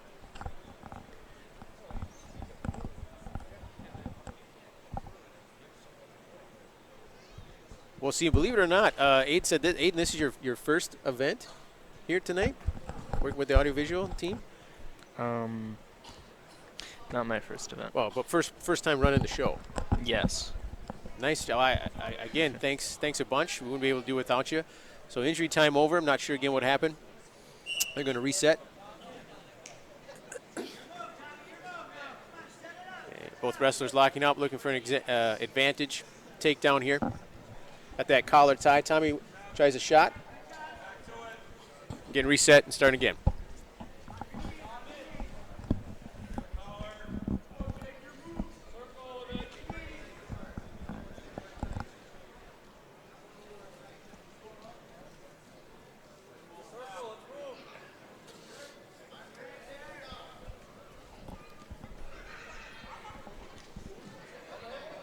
Nice deep shot there by Rock Ridge.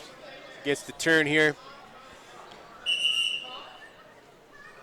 They're going to stop that for potentially dangerous. They will award Rock Ridge the 3-point near fall.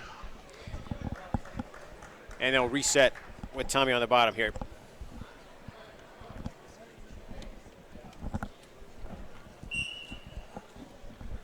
Again, immediately a nice first move by Tommy, but he stopped.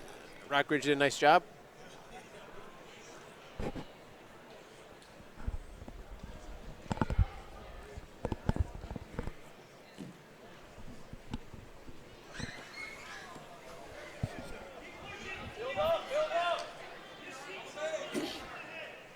So again, a bit of an unorthodox move there, trying to turn him, but Tommy fought it off. And then he goes back to more of that traditional barring up that arm.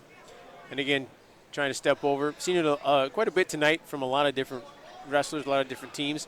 A lot of teams work on it and teach it because, as you've seen, it's an effective way to turn your opponent. But again, Tommy manages to play some good defense.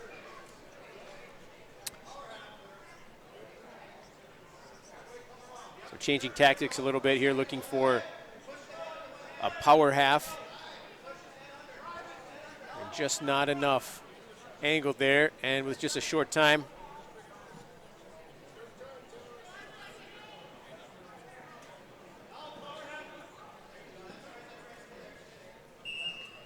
And that'll be in the second period.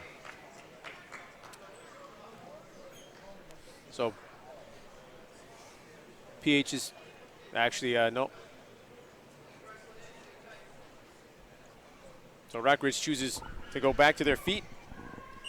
Neutral position. And Tommy begins to find a way to climb back into this match, being down by 6 points. With the collar tie, some hand fighting.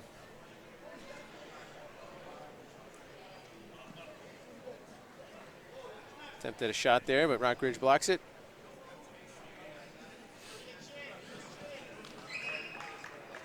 Nice move there for the takedown.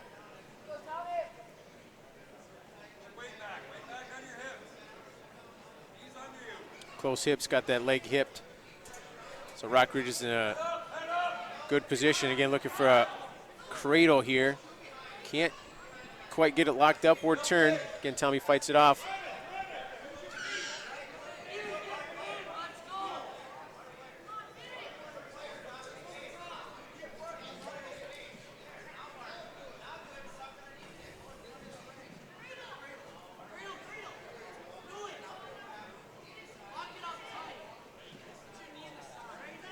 Going back to not back to, but the far side cradle here, which he was working on in the first period. Couldn't get it locked up. Doesn't look like he can get it locked this time either. But again, as Rick mentioned in some of these earlier matches, this combo going from one move to the next move to the next move. If one doesn't work, having the next move ready to go. There's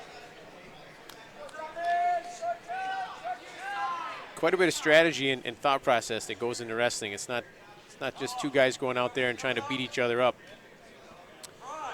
Your better wrestlers have several moves planned, and they can string those together. And just with just a short time left, looks like that's going to be the end of it. Rock Ridge, no, well, they stop it. Not sure what happened there. So are going to award Tommy a point for an escape, and with 4 seconds left, that'll be the match. Rock Ridge wins that 9-2. And I believe that's going to make the team score 18-3. So another good, hard-fought match for Tommy. Second year out, again, really learning some, shown a lot of improvement, learning some things, starting to put some of those skills together. And we look for big things to come from Tommy in the future. That's going to take us to 138.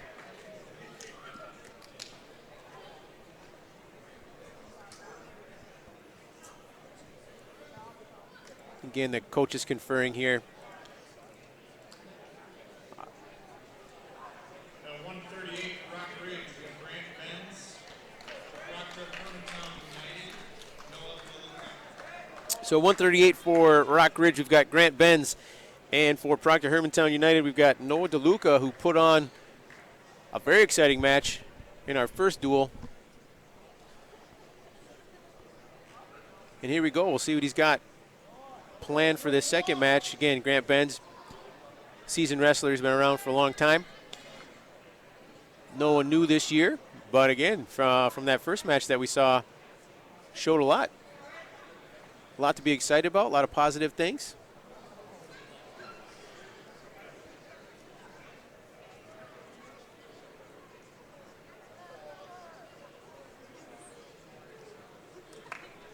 Not sure, against some conferring over at the scorers table. That might be an issue with track wrestling.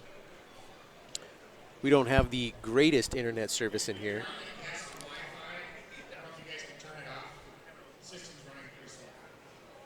So actually just a request for anybody who's on our guest Wi-Fi to actually get off.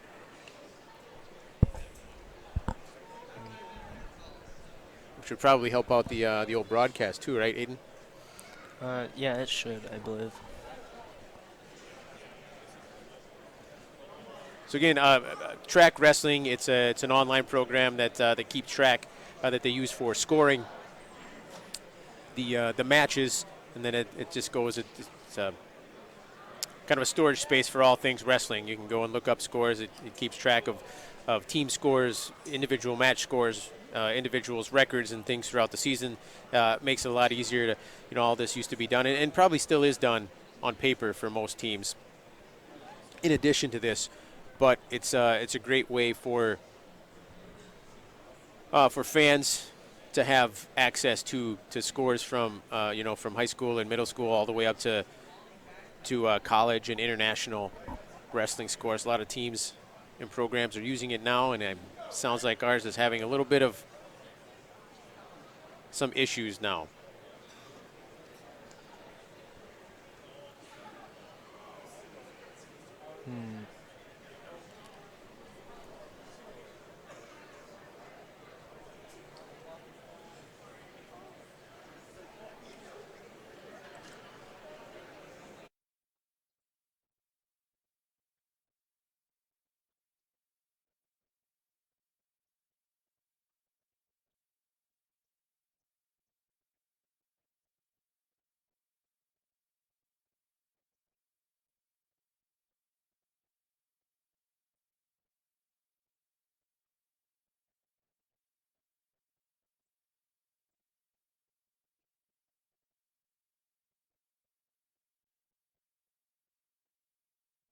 Okay, so it looks like we are going to bypass the internet and issues with that. And again, for those of you who are attempting to watch online, it looks like our stream has ended as well. Aiden's going to do his best to get us back. So some issues with the internet again tonight. So again, we apologize. We are recording this though, so at some point you should be able to see it. And we're going to go back. I just mentioned that there are still a lot of teams and people who keep track the old-fashioned way on paper, and we're going to do that and give it a shot that way. So we'll try and keep this match moving along.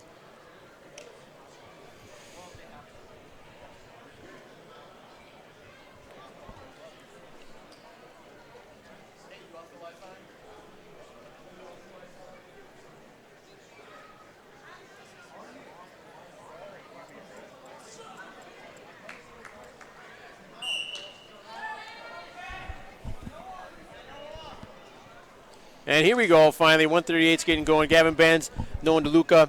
Again, Noah, good change of level change there. He's got the leg, looking for the trip, and there's a takedown. Nice trip. Boy, I'm impressed with Noah DeLuca. He has shown me a lot of nice things. Oh, reached in for the half. And again, nice start. And again, that's where the inexperience comes in, gets himself out of position.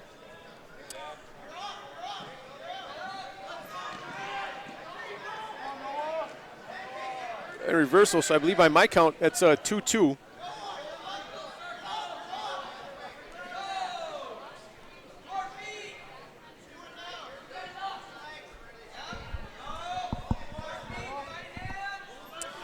But Noah back to his feet, no points awarded yet.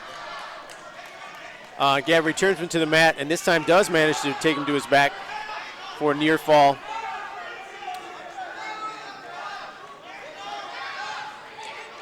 Again, we saw Noah in this exact same position in the first match, and he was able to fight it off and came back for the win. We'll see if he can do it today, but that is a tough position.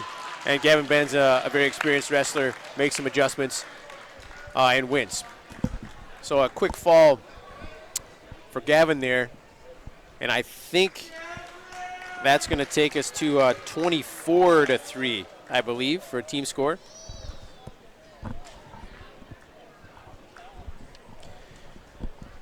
So that moves us to 145. Again, sorry for the delays. And are we back, Aiden? Or are we still no stream, but we are recording.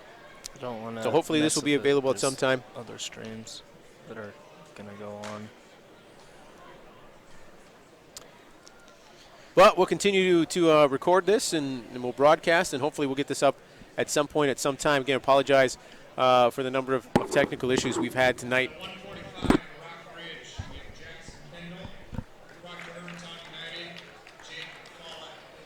So 145 for Rock Ridge, we've got Jackson Kendall, and for Proctor Hermantown United, we've got Jake Follett, who again is a new wrestler for us. Older brother wrestled a couple years ago.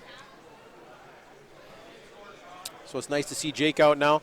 Looks like they have the scoreboard fixed at least.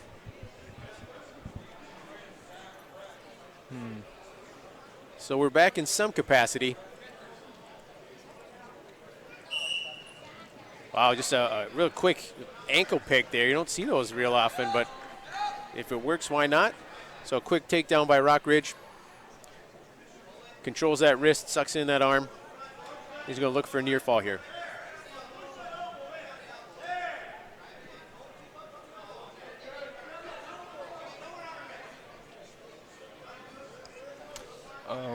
Were there no points given for the one match where the scoreboard started acting up?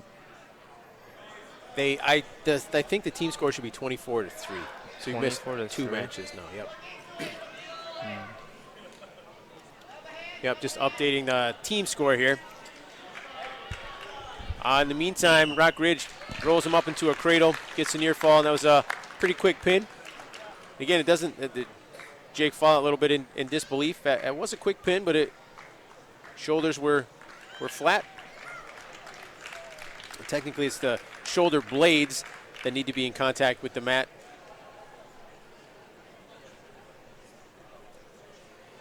Not just the shoulders. And that's going to make it 30-3 team score there, Aiden. 33.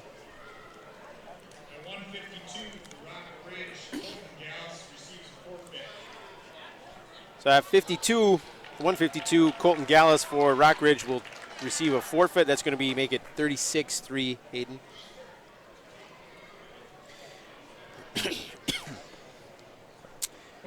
That's going to take us to 160.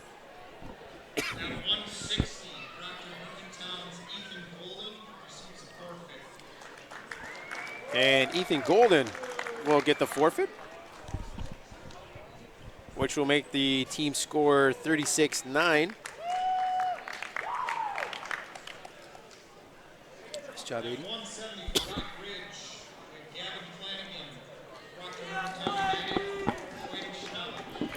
So weird watching. So Gavin Flanagan up at 170 for Rock Ridge, who will wrestle Proctor Hermantown's Quinn Schnabel. wrestling in one of his final home matches of his wrestling career. Again, senior this year, captain for us. Amazing growth over the last 4 years. Fun to watch him grow on the mat. Had him in class. I've worked in the wrestling room with him on the track. He plays football as well. 3-sport athlete. A little bit of an unorthodox move there. Got the takedown, but no count for back near fall points though.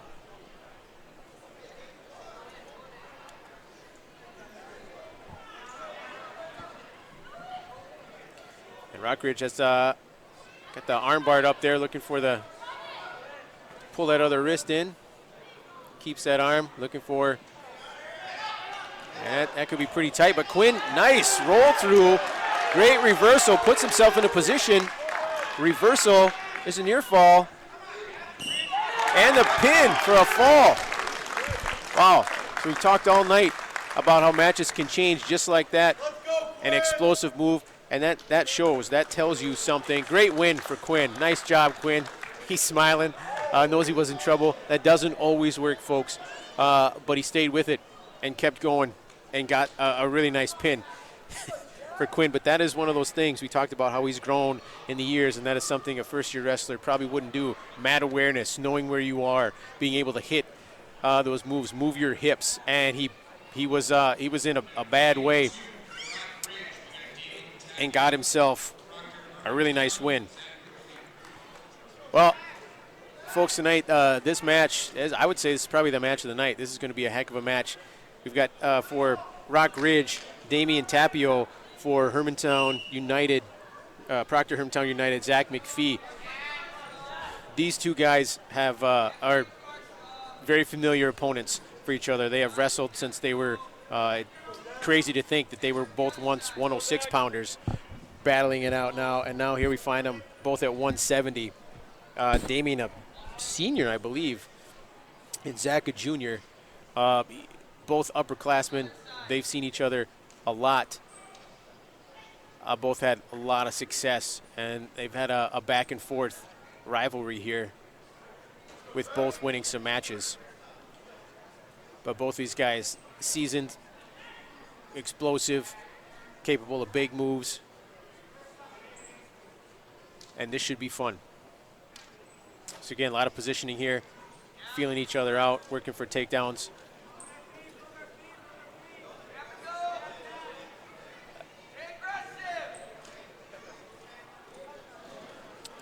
They're looking for those takedowns, and again, we talk about stringing those moves together. And there was Zach with a nice attempt at takedown, working in position here.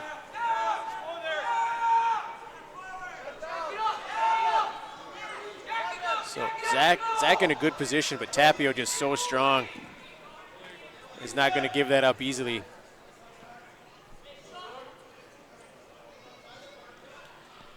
Both back to their feet, reset here. And Zach with the takedown. Looks like just a takedown, no near fall points there. Thought it might have got some, but must have not been in control. Ref deemed him not in control.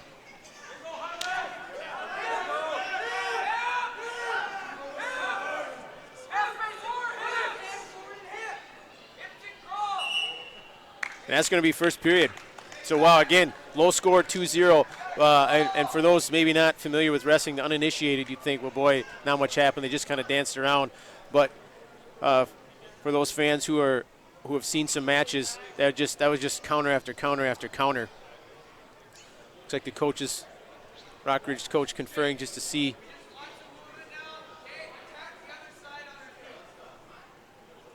Not sure what that was about, just confirming the score.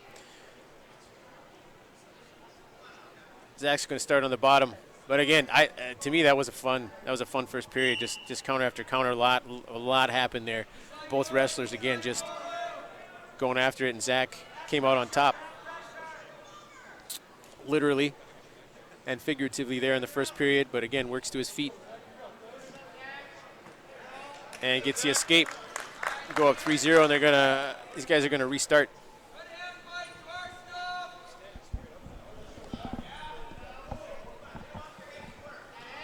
So Zach, pretty good technician. He's got quite an array of moves in his wrestling arsenal. Tapio does himself. Tapio likes some of those bigger moves, throws. And with the power that he has, they often work for him. And here Zach looking for a trip.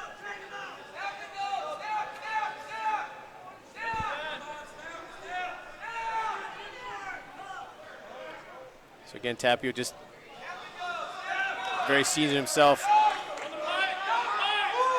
But Zach stringing some moves together here with the leg, no takedown. He's gonna wrap it up. For that, go up 5-0. But again, Tapio, very dangerous wrestler from any position on the mat. So Zach cannot afford to let up on the pressure here.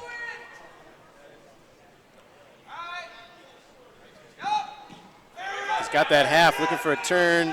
Ref's counting. So he signals the 3, but those points are not awarded yet until he breaks that. Oh, he did. Broke the move, so Zach does get those 3.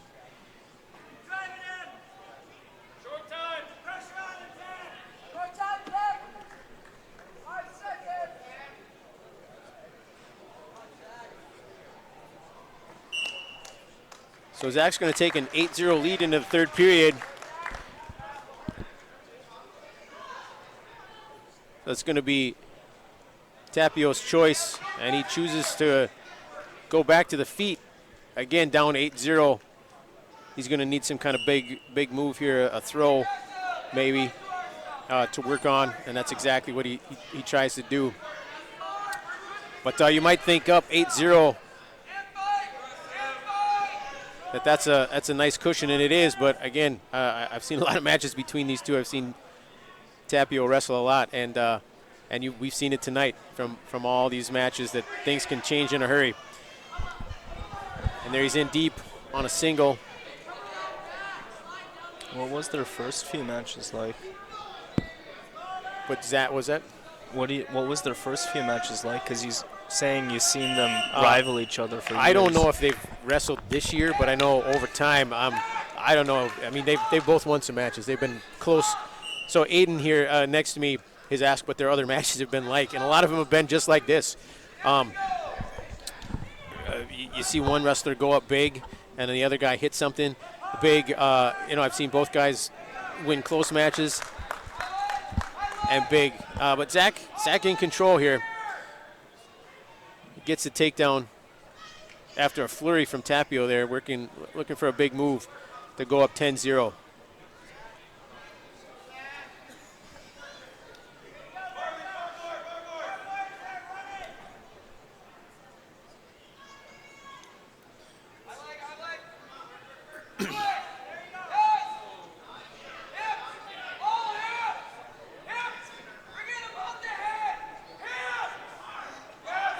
So Zach looking for one more turn. And again, big match here in the regular season. This might have implications later on in seedings. I don't know where both guys will end up, come section time. But you never want to lose, and you certainly don't want to lose a match to a big, dangerous opponent like this.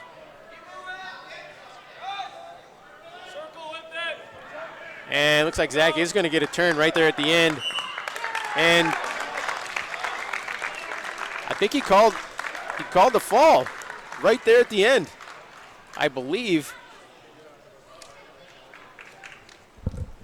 There's going to be some conferring there.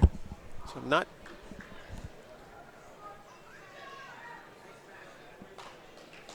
I think he awarded the fall there. And again, I've seen a lot of their matches be much closer, but Zach really dominated from start to finish. Was up 10-0, and turned him right there at the end, and got the fall. Big win for Zach against a very, very tough opponent. So Aiden, I think that's going to bring the score 36-21. 36-21. So after early matches not going the way for Rockridge,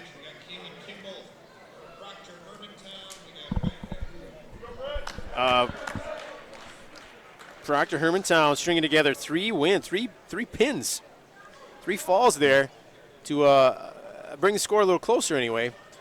Rockridge still in control team-wise, and that brings us to 195 for Rockridge. It's going to be Kaylin Kimball, and for Proctor Hermantown United, Brett Pompu. And Brett, one of our 4 seniors. Again, this is his 2nd year of high school wrestling. Wrestled some back in the youth days. Came back his junior and senior year. And has grown on the mat skill-wise. Looking, and Brett, nice job to get out of that and turn something that could have been pretty bad into a positive for himself. Gets the takedown. Should look for a crossface there. That's exactly, there you go, Brett. But Rockridge in an okay position too to fight that off. Brett's just got to stay in position here. Get that leg back if he can and continue to put some pressure. There we go. Looks like Brett's going to try and lock that up. Lock up a cradle here. Does not. Goes back to something else. Now a power half. Gets himself out of position a little bit. And if he can fight that arm through, he does. So no near fall awarded. So a 2-2. Rockridge gets a reversal.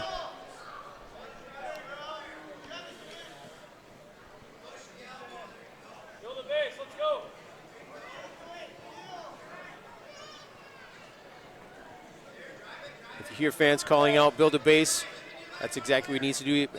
Build a base. You do not want to sit on your stomach in the wrestling world. Bad things happen there. You want to be up on your knees. And he gets rolled into a cradle and a quick pin there for Caden Kimball.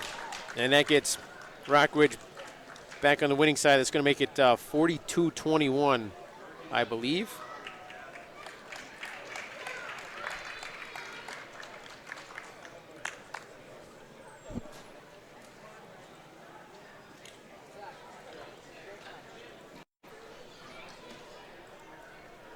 But I'm seeing over on the scoring table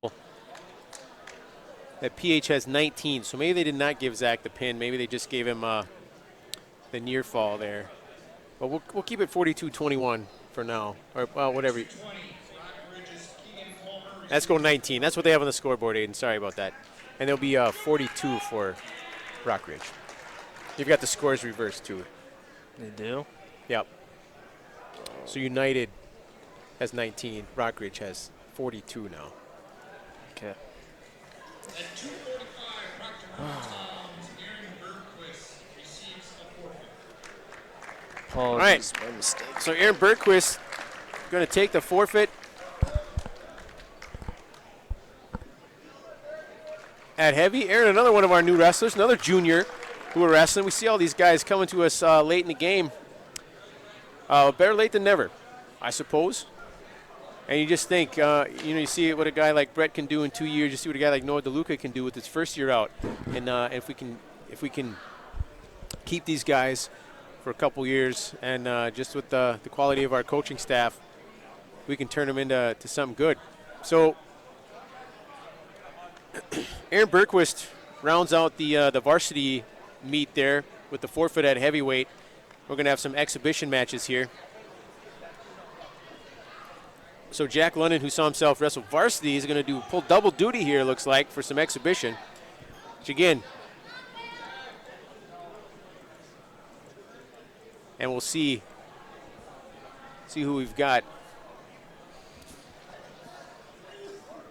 For Rockridge, we have Will Strausser. And for Proctor Hermantown, we have Jack London. All right, so Rockridge, Will Strawson, and for Proctor Hermantown United, Jack London. And again, I'm checking the scoreboard, and it looks like a final score was 39-19. We'll go with that.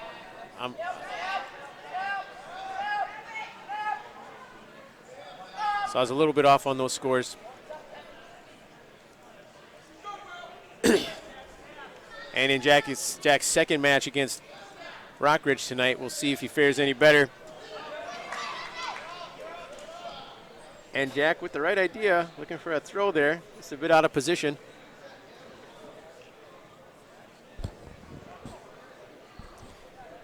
Just flopped the scores again.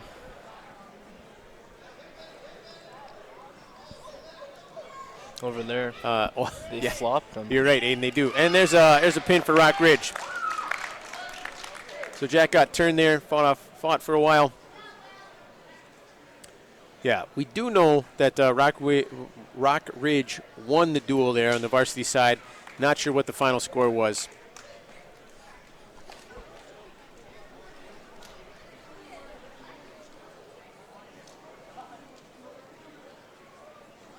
And looks like Ethan Golden's going to get some bonus action tonight, wrestling varsity and exhibition.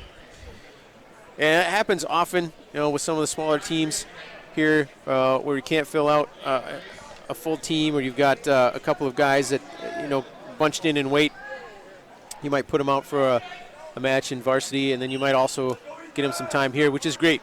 It's good to, any wrestling experience is good experience, but sometimes a quick takedown by Rock Ridge there. And Ethan back to his feet. And again, there's a takedown awarded.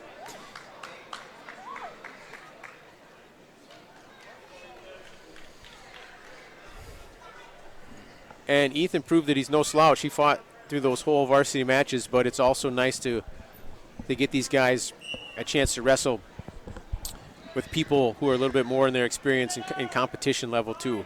You can learn a lot from wrestling really good guys and getting beat up, but that's not, you can't do that all the time either. So it's great that, again, as Rick mentioned earlier, that the coaches are willing to put together some of these matches. The experience is nice. Exactly, Aiden. Aiden, are we converting you to a wrestler, you think? You're going to be on the team next year? No, I tried wrestling once. Oh, did you? Yeah, it didn't go well. Everyone else wrestled for a long time, so I just got smacked down every time. So Aiden, it sounds like, has experienced it himself. To start any sport at this age in your later high school years is tough, and wrestling is no different. But Aiden gets the escape there, back to his feet. Only down by one, so plenty left.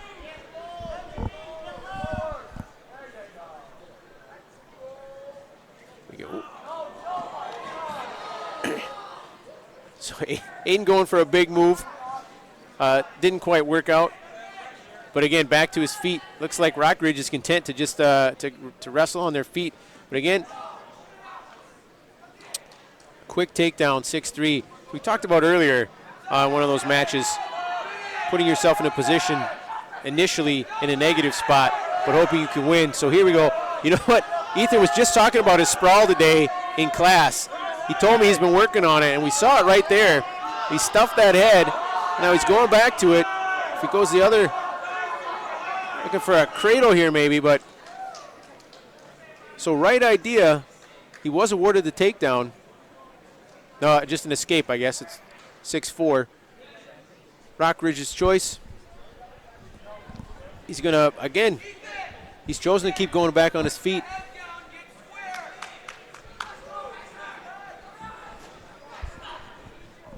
So we saw Ethan sprawl just as he promised, and now we'll see if we can see a takedown here. Good level change there.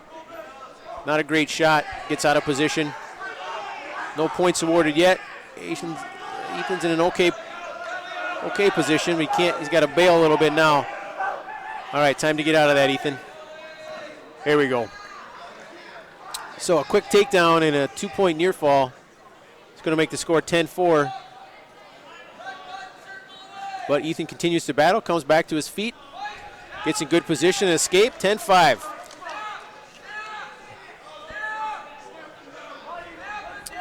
So Ethan's pretty tall in general and for his weight class. His opponent's a bit shorter here, so to change level.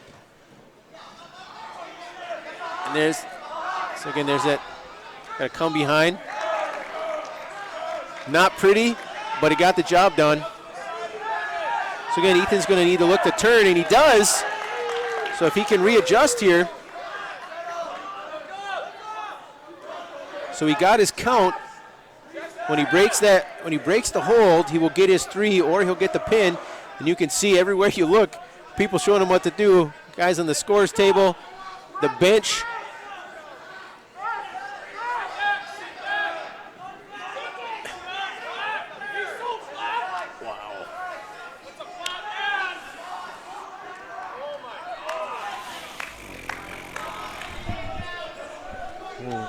So that makes it 10-10. Boy, I thought Ethan might get the fall there.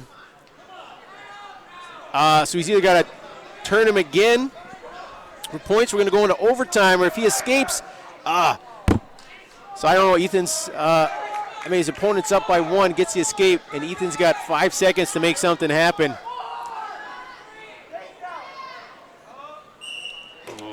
Well, there you go. Entertaining match. Oh, I guess, you know what? I was thinking, okay, that's only period 2. We've got a period to go. So Ethan's going to go into the third period, down 1, put himself in great position to come back into this match. So we'll see what he can do.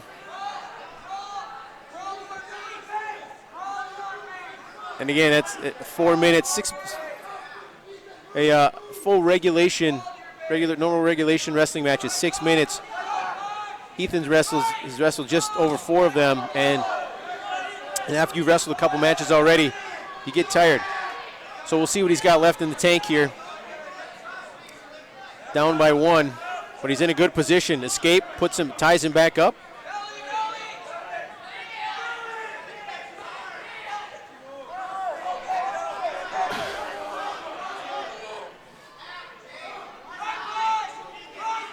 So Rockridge in not great position. Ethan trying, and there it is. So ties it up. Back to your feet. All right, Ethan, minute to go. Let's see what you got here, buddy.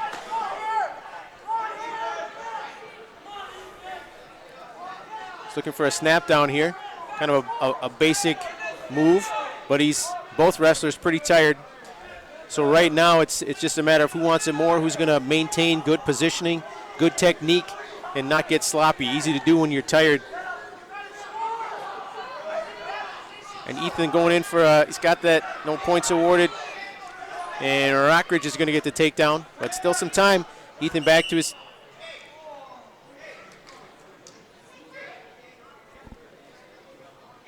Oh, so we've got. So Rockridge did receive. Was awarded a takedown for 2 points, but then he had locked hands on the bottom, which gave Ethan a point.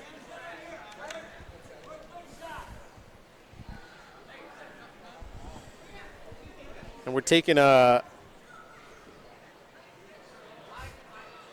timeout here. I believe this will be injury.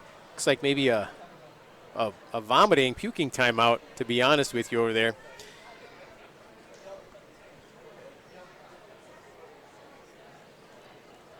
So Ethan over here conferring with the coaches.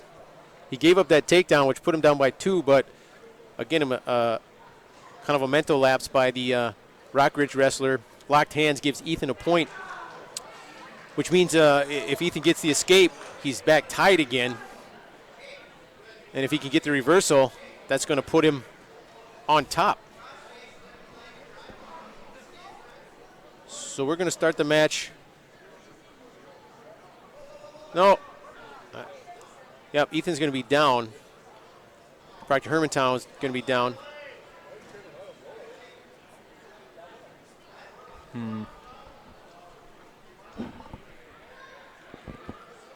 What the heck? I don't know. It looks like a battery might have died on the camera. All right, so looks like we're going to change the camera battery here. And again, Ethan down. He's got a little bit of time left, and that's... All right, so scramble on the mat. It's going to give, I believe he awarded, all right, he did award Ethan a takedown, so we're tied again. 13-13, 24 seconds left.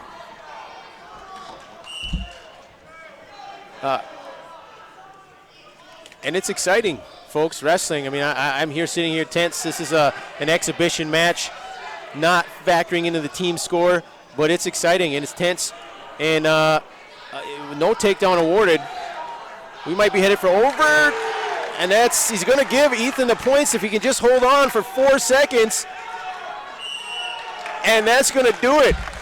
Ethan Golden is going to get the win right there at the end. 15-13, high-scoring match, back and forth. As a fantastic match. Congrats, Ethan Golden. Nice job, buddy. Wow, great effort by both wrestlers. That was intense. I think we got the last few seconds, which okay, is good. So we had a battery there. Oh, our tech guy saving us in the end. I think he said we caught just the very end of that. So hopefully you got to see it. If you didn't, in a very seesaw match, back and forth, Ethan Golden from Proctor Hermantown United gets the win in a great way to end that duel. Again, like I said, even though and that's what I'm talking about when these younger guys, inexperienced guys, get the chance to wrestle somebody their own skill level. They don't just go out there and get beat up. You get to see something like that. You get to see both guys just working their butts off and put on an entertaining show.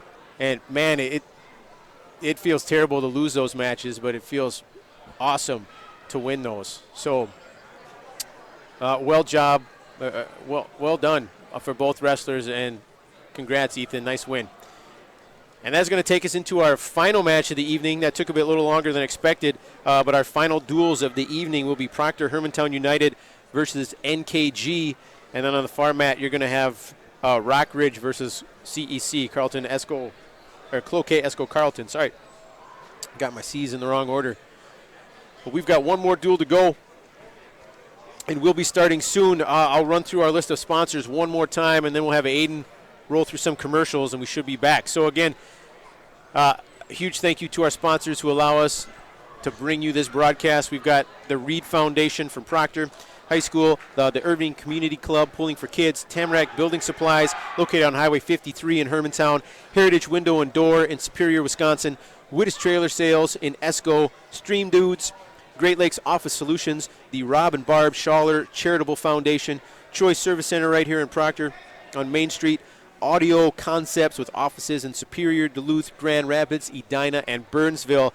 And then last but not least, Proctor Pizza and Sub Shop, also here in Proctor on Main Street.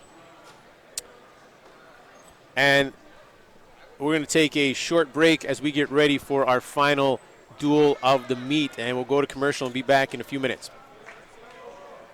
I choose Heritage Window and Door because of their reputation and because of their renewable Anderson windows that they have. And their workmanship was fantastic. I'm so impressed. Your home is your largest investment. Don't waste your money on cheaper windows. These are the best. It's my money, and I'm going to spend it where it's going to do me the best good, and it happened to be Heritage Window and Door. They really know how to treat a customer. This has been an excellent experience.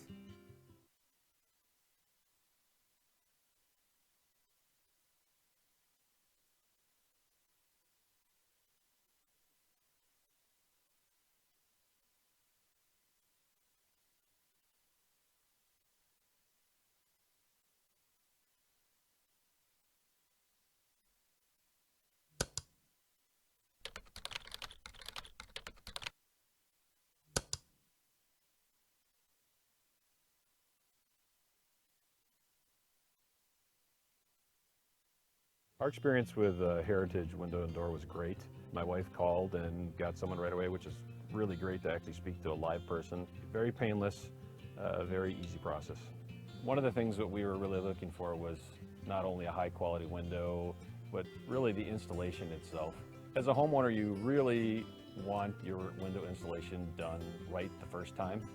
And that's not always the case with other companies. And with Heritage Window and Door, that was the case. It was a great experience. Potentials, lots of different options with the different loans that are out there. You know, what we'll do is we'll talk to you about your scenario, your situation. We'll figure out what actually works best for you. But the key is what is going to be the most cost effective. So we will compare conventional versus FHA. USGA versus FHA, different types of things that way. Sometimes even if you're a veteran, the VA loan might not actually make the most sense, just because there are some fees associated with that loan that we might be able to do the same type of loan but do it cheaper with a different type of a program. But again, that's something that we will figure out. We'll figure out the best scenario for you. We'll give you the options, but we'll obviously lead you to the right and most cost-effective way to purchase or refinance that house. Protect your investments this winter with an enclosed trailer from Wittes Trailer Sales, located in Esco. We also sell cargo trailers, utility trailers, snowmobile trailers, and much more. Did you know we stock a full line of Heineken snowplows? While you're here, shop the largest selection of Mahindra tractors in the area. Don't forget about our service center, ready to tackle jobs of any size. Wittes Trailer Sales in Esco, where customers become friends.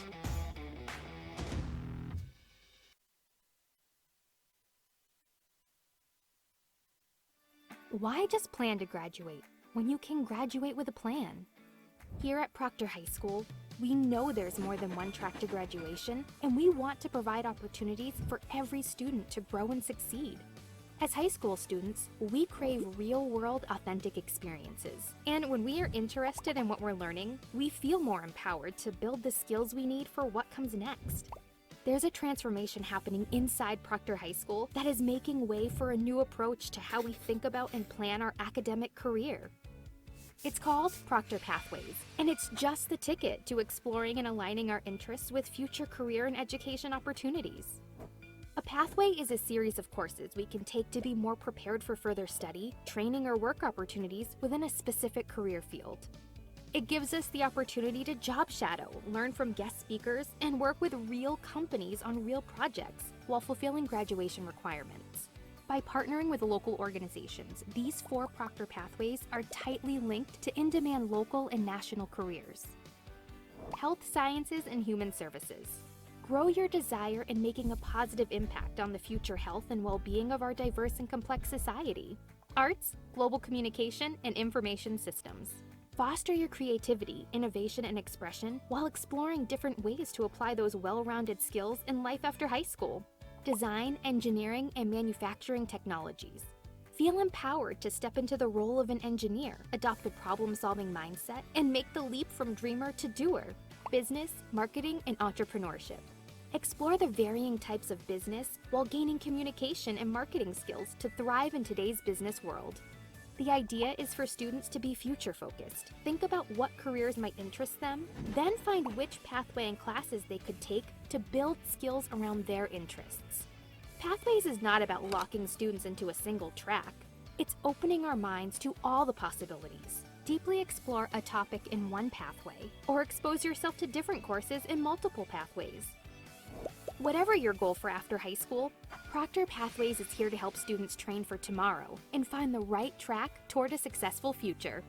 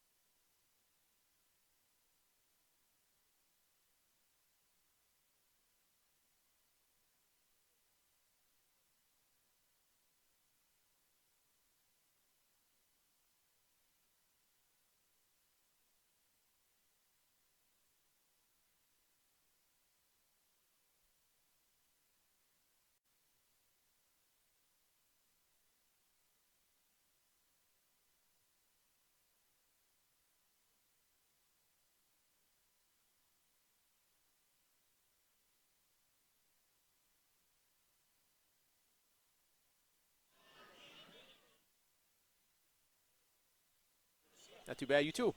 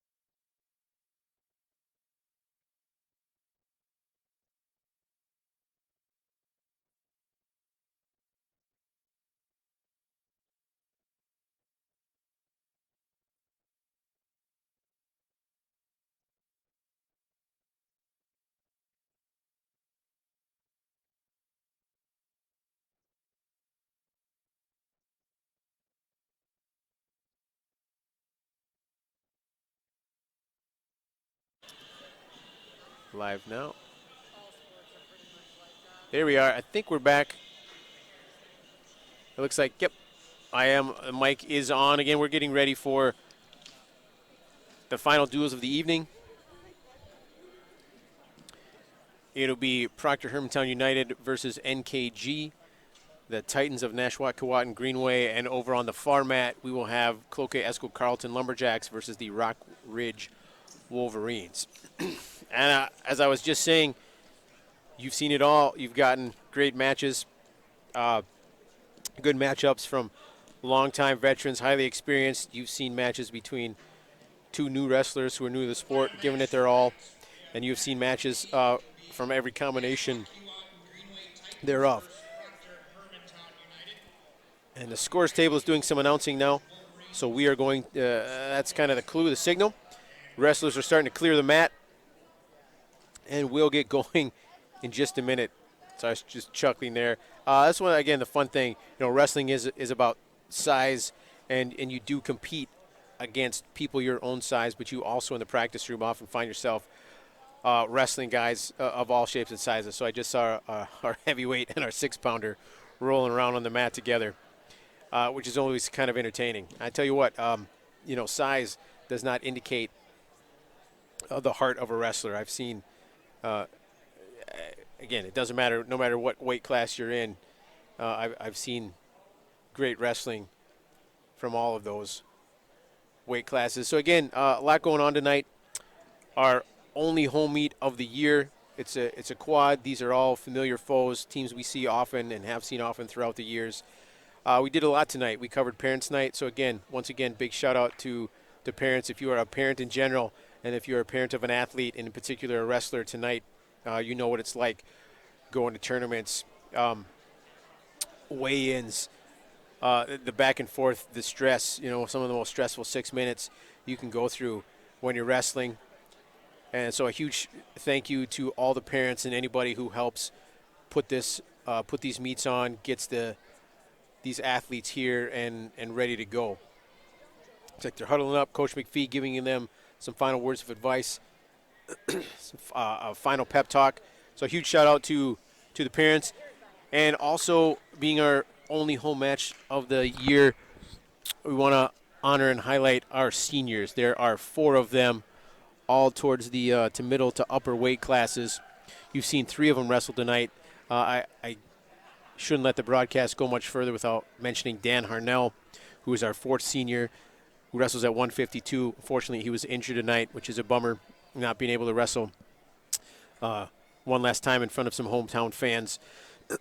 But Dan, again, 2nd-year wrestler for us. Again, one of those guys that if we just had another year or 2 with him, really could have come on and put some of the skills that he's learned in these 2 years together. So unfortunate we won't get to see Dan wrestle tonight, but again, want to wish him well in his future endeavors. Dan, a 3-sport athlete as well, runs cross country and track as well, and also decided to, hey, I'll give it a shot. I'll come out for wrestling my junior and senior year. Why not? Which you don't see very often. Our other 3 wrestlers, I will leave till we get to their weight classes towards the end of the match, but didn't want to let the broadcast be complete without mentioning Dan Harnell, our 4th and final senior. So Dan, again, thanks for your commitment to the team. Thanks for all you've brought, and best of luck in your future endeavors. And here we go. We're going to get started with our final match at 106, where we'll see Jack London again wrestling Hosea Hike, I believe. I apologize, I wasn't listening, but he's listed as their varsity guy. So I think that's who it is. And Jack on the aggressive here. So we've seen his first 2 matches. A different Jack London here. But actually, I think this is Jack's 4th match of the night, to be clear. And Jack rolling him into a cradle here. So get that. All right, there we go. Pretty good position. I was about to say if he gets that knee in the side, he can work for the fall, but didn't need it. So a quick pin, 27 seconds after a quick takedown, and Jack London gets Proctor Hermantown United up on the board, and that's going to take him to a 6-0 team score. Proctor Hermantown 6, NKG 0.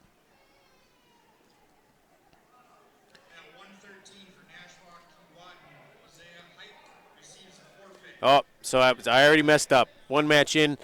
So at 113, this time Hosea Hike is going to take the forfeit.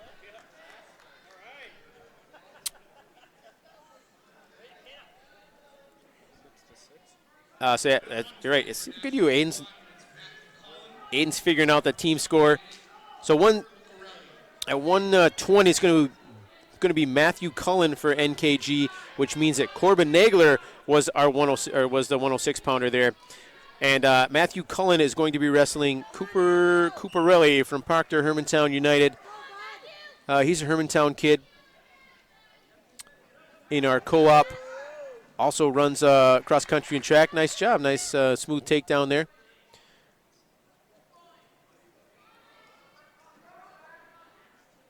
So we've seen Cooper wrestle 2 matches already tonight, put together a nice win in the second one.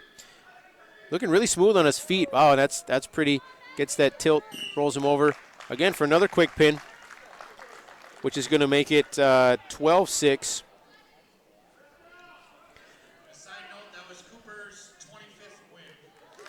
Nice job. So a little announcement. Again, if you're new to wrestling, they keep track of career wins, and that's going to be Cooper's 25th varsity win. Nice job. That's a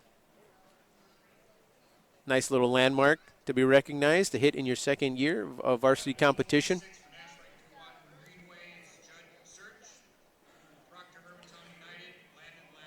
So 126, we're going to have Judd Surich for NKG, and for Proctor Hermantown, Landon Laxo.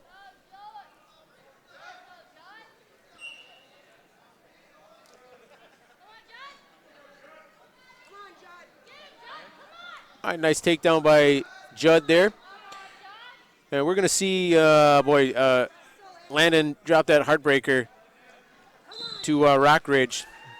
And sometimes that can be tough to come back from, but so we'll see. Gave up an early takedown.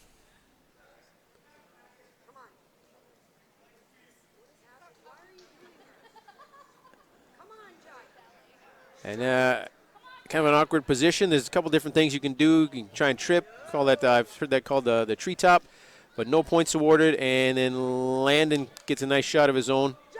He's going to get the takedown for a 3-2 lead. Looks like he's going to elect to release both wrestlers back to their feet. Judd's going to wrap up. Nice double leg takedown there. A release for an escape. 5-4. Looks like they're just these guys are just going to trade takedowns here, maybe. Oh, Landon looking for some near fall. Doesn't quite get it. Going to readjust, try something else. And no, release back to the feet for 6-6.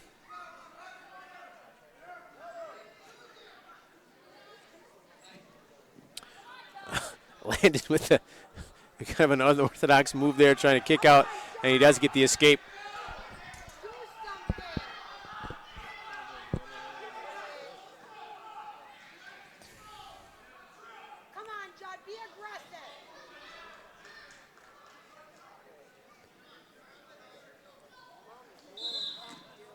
There's a takedown. Nice takedown by Judd. And release for reversal there. I guess they're going to give Landon. Tie back up at 8-8. And there's your first period.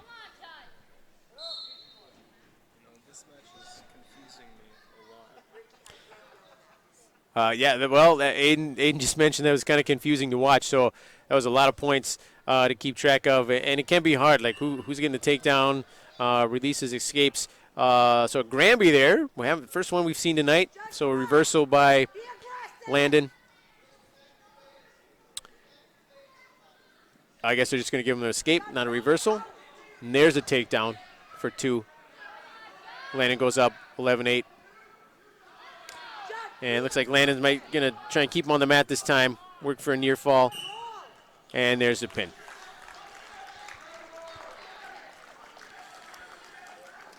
So that's going to make it 18-6 Proctor.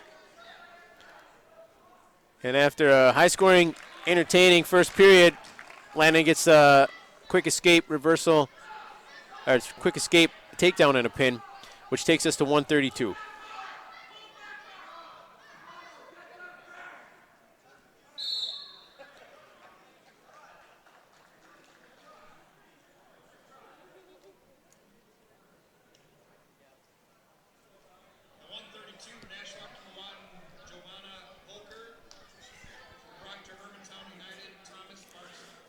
So here we go, 132 for Nashwauk-Keewatin Greenway. We've got Giovanna Volker, and for Proctor Hermantown, Tommy Barnsdorf.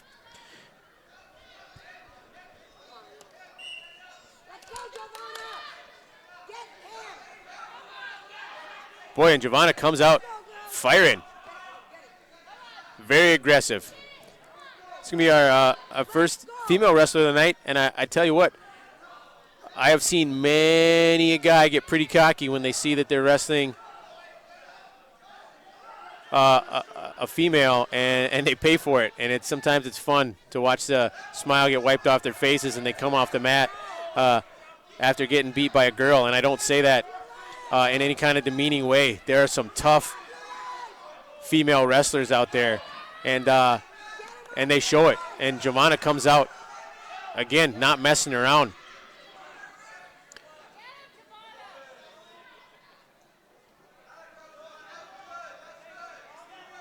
So if there was any underestimating on Tommy's part, and I don't think there was, there certainly isn't now after a minute in.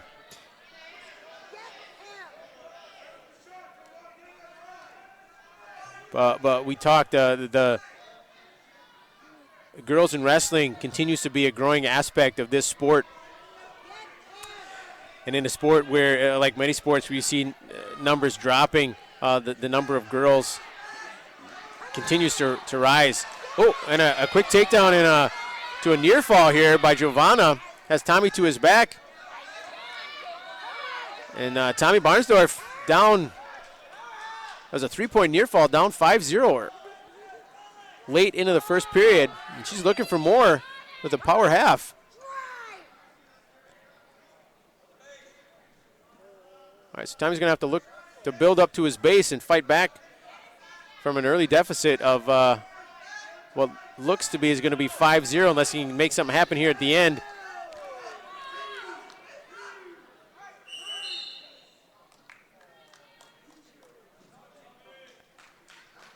And Tommy, who tried a reversal, got caught there a little bit, so while it looked like he might have been in control. That's another 2 points for Giovanna. So Tommy in a 7-0 hole.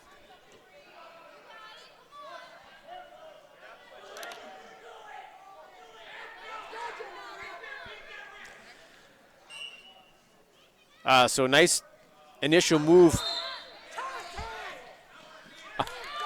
Nice initial move by Tommy off there. But Giovanna, again, looking to turn him to his back.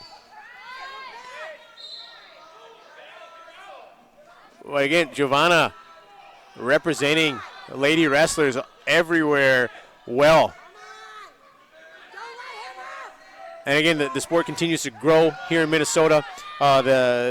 The ladies have their own tournament now, and it's really cool to see the sport continue to evolve and grow. At our youth tournament, we have a separate girls tournament, and then those girls all come back and beat up on the boys. In the other tournament that day, wrestle double the matches, and it's awesome to see. They are just as competitive, just as fierce, and just as talented as their male counterparts. And Giovanna Volker, a prime example of this.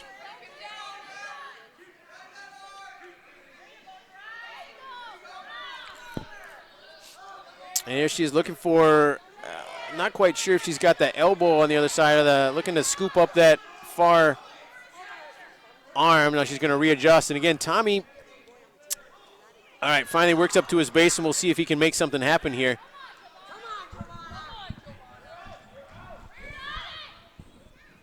And some separation there on the hips. Tommy's out, but she does have that arm hooked. It looks like trying to bar it up. And looking for a turn here. We'll see if Tommy can fight off. And there's the count starts for near fall. And gets the 5 count for 3 points. And Tommy in danger here. Short time. See if he can fight off and live to make it into the third period.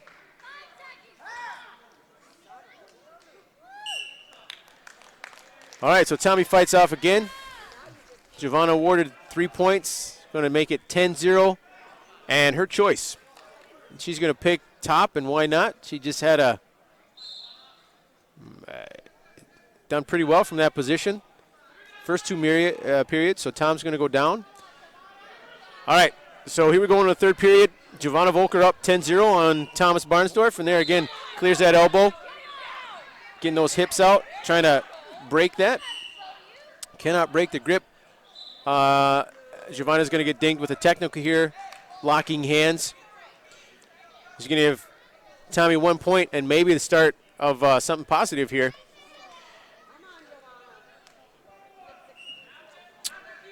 So in wrestling, when you are in the top position, you cannot have your hands locked without also having an arm or a hand or something else.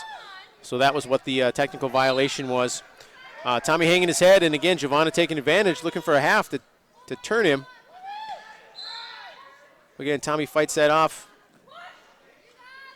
And he's going to have to start with 1 or 2 here and look for more. That's how you start coming back. But boy, Giovanna just not letting up on the pressure.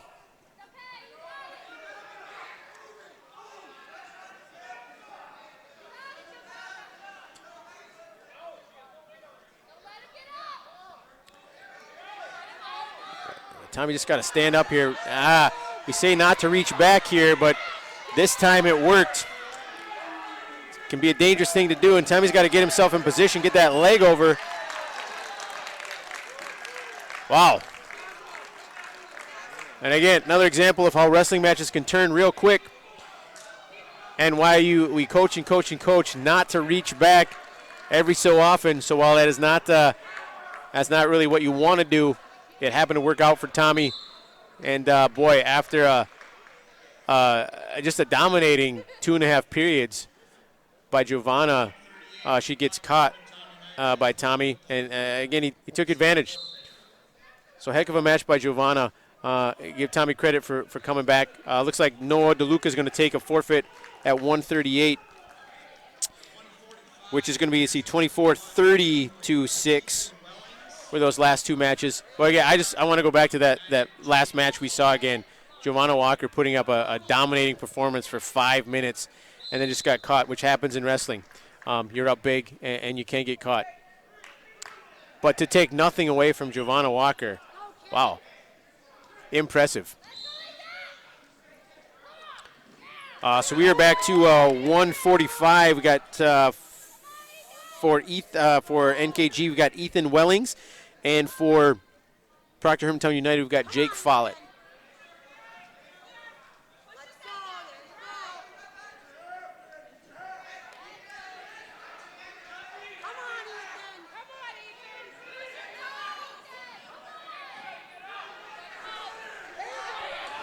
Also, takes him to his back, but Jake Follett, again, good body awareness, rolling through, and he trying to do it again. He can't quite get that arm through, so finds himself, as we call this, a bridge position. Bridge, and he's doing it, but man, it takes a ton of energy, but he has not given up. He continues to fight. So both benches up on their feet and kind of employing their wrestlers to fight. But Ethan Welling settles back, gets himself into a good position. But Jake Follett not going away. And that's a pin. Gets a fall. So that's going to be 16 points for NKG and make it 12-30.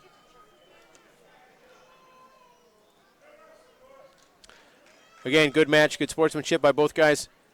Nice win for Ethan Wellings. Good effort by Jake Follett. And that brings us to 152, where I think we might see NKG does have somebody on the roster. We'll see if they're going to put him out. Nope. Double forfeit at 152, so it looks like they're going to bump him up to 160. Where I believe we'll see Ethan Golden from the recent Thriller at the end in that exhibition match. And back to varsity for Ethan Golden. He's done it all tonight. He's wrestled exhibition, varsity, double matches. I think this will be his 4th match of the night. And we'll see what he's got left after that one. 15-13 thriller here. So we've got from NKG, John Duffy, and from Proctor Hermantown United, Ethan Golden. Some kind of meeting here on the scorers table.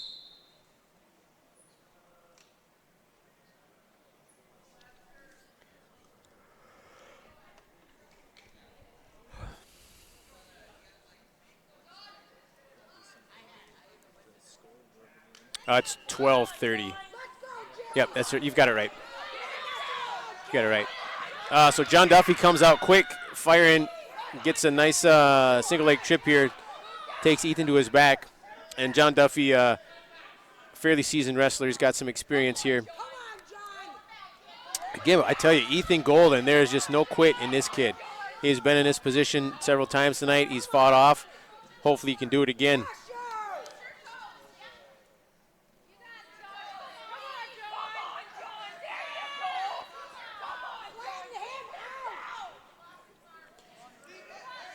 And briefly fought off and got through, just can't clear that arm. And that's pretty darn tight there.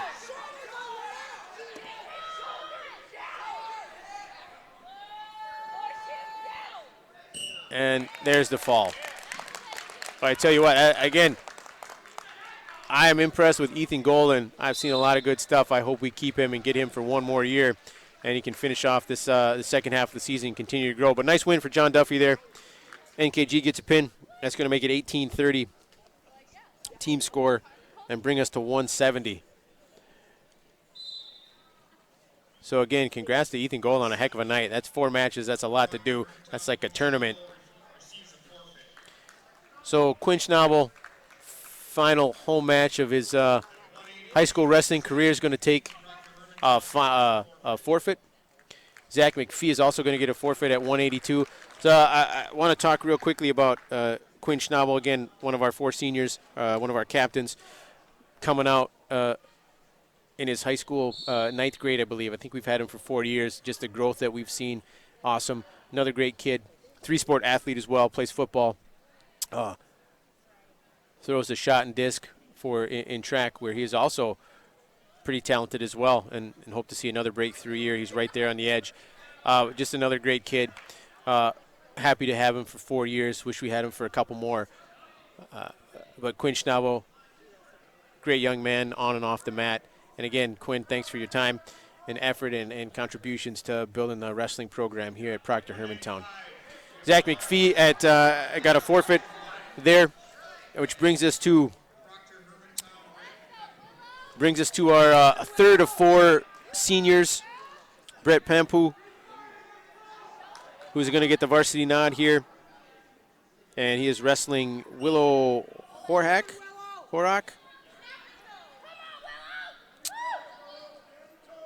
here. And if she is anything like her other female teammate on NKG, Brett's in for a heck of a match here. But a nice snap down from Brett here to take a 2-point lead. So again, as we wrestle here, just I want to say a little bit about Brett. Again, one of our 4 seniors who's come back in his later high school years and said, yeah, I'll come back out for wrestling. And again, just to see the growth from last season to this season. One of those kids you wish you just had for a couple more years. Extremely coachable, works hard, just comes in the room every day, tries to improve. And Brett with the armbar here, nice step over. And a quick pin. So nice job, Brett, in his final home match of his wrestling career here at Proctor Hermantown. Ends it with a pin. It's great to see. Nice job, Brett.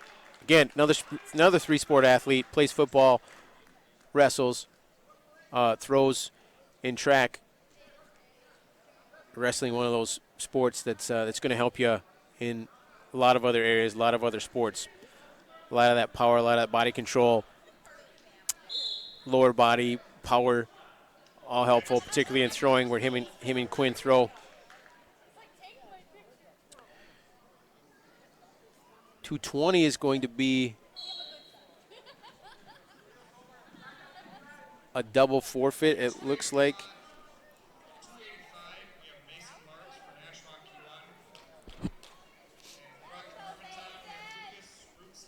All right, so our first look at the Logan's older brother, Lucas Ruotsalainen, a junior here, first year out for wrestling. Going to give it a shot, and he's going to be wrestling Mason Marks. Both guys bumping up a weight class. Mason, pretty decent wrestler. He's got some experience, and you can see that there with a smooth takedown to begin the match with. Throws in the early half, takes Lucas to his back. Lucas is bridging, but a quick pin for Mason Marks there. Nice job. So that brings us to the end of our varsity match. I think we're going to have some exhibition here. But I want to say a little bit then about John Becker, our fourth and final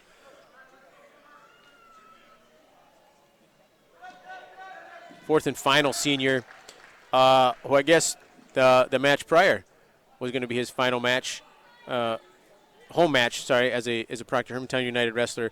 But John Becker, again, one of those kids who came out later in his high school career, decided to give wrestling a shot, put in a couple solid years for us. Again, to see the growth in him, just as he improved every year. A lot of programs could say, boy, I wish we could keep these kids for another couple years, what we could do with them, how they could improve. And John fits right in that category. Again, multiple sport athlete, another guy who plays football and wrestles and throws on the track team too. Another shot putter and discus thrower. So it's good to see. It's nice to see these guys. And again, if you've been an athlete, you've been on a team, you've had those teammates, and you continue to have those teammates over the years throughout the same sports.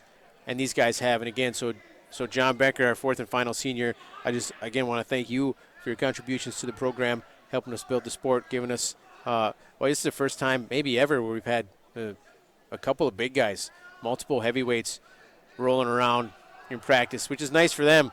Otherwise, they just have to wrestle us big old fat coaches every day, and that can get boring and old. So no offense to Coach McPhee, not old or fat, but a coach, and he's putting a lot of time. I'm sure he's on the mat. In fact, Aaron Berkowitz was just telling me the other day in class how I had to wrestle Coach Eric, and it wasn't fun because he was trying to hurt him.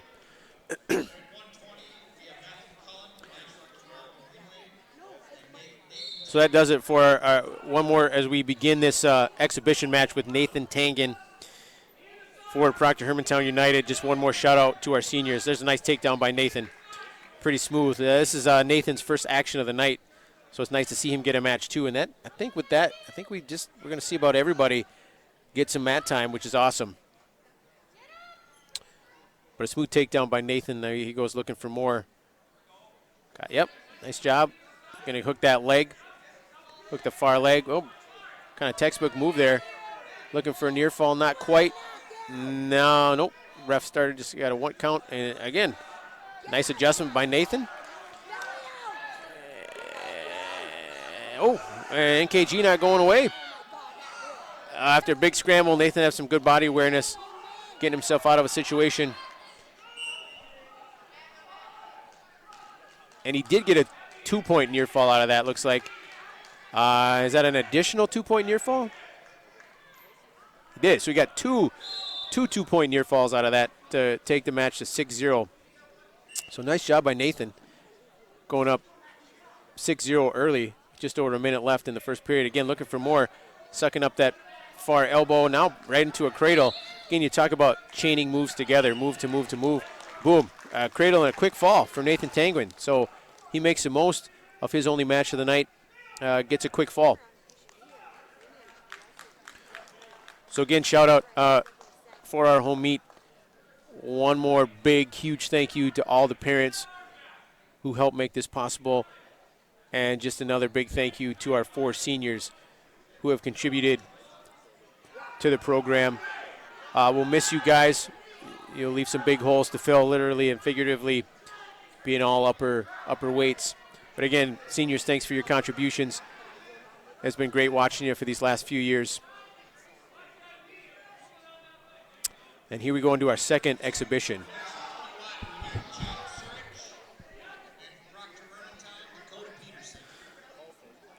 So in our second exhibition match, we've got Judd Search from NKG, and for Proctor Hermantown United, Dakota Peterson, who I think is in his second match of the night. Looks like he might get dinged here for, yep. So Dakota gets the early takedown, but then gets dinged for a technical. A violation locking those hands, which awards his opponent 1 point. So they'll reset with Dakota up 2-1.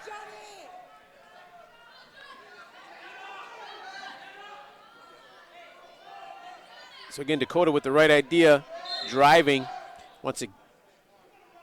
And there he does get the half in. And gets a quick turn and a quick fall. So a quick match there, nice one for Dakota, nice to end the meet with a fall there. Again, these young guys making the most of their opportunity, getting some nice wins. And I think that's going to do it for the duel here. So as a team tonight, again, the shaking of the hands. I really love that. The guys just they go forth and shake and everybody lines up. That's what I like about it. Not just the wrestlers. You see the managers, the coaches.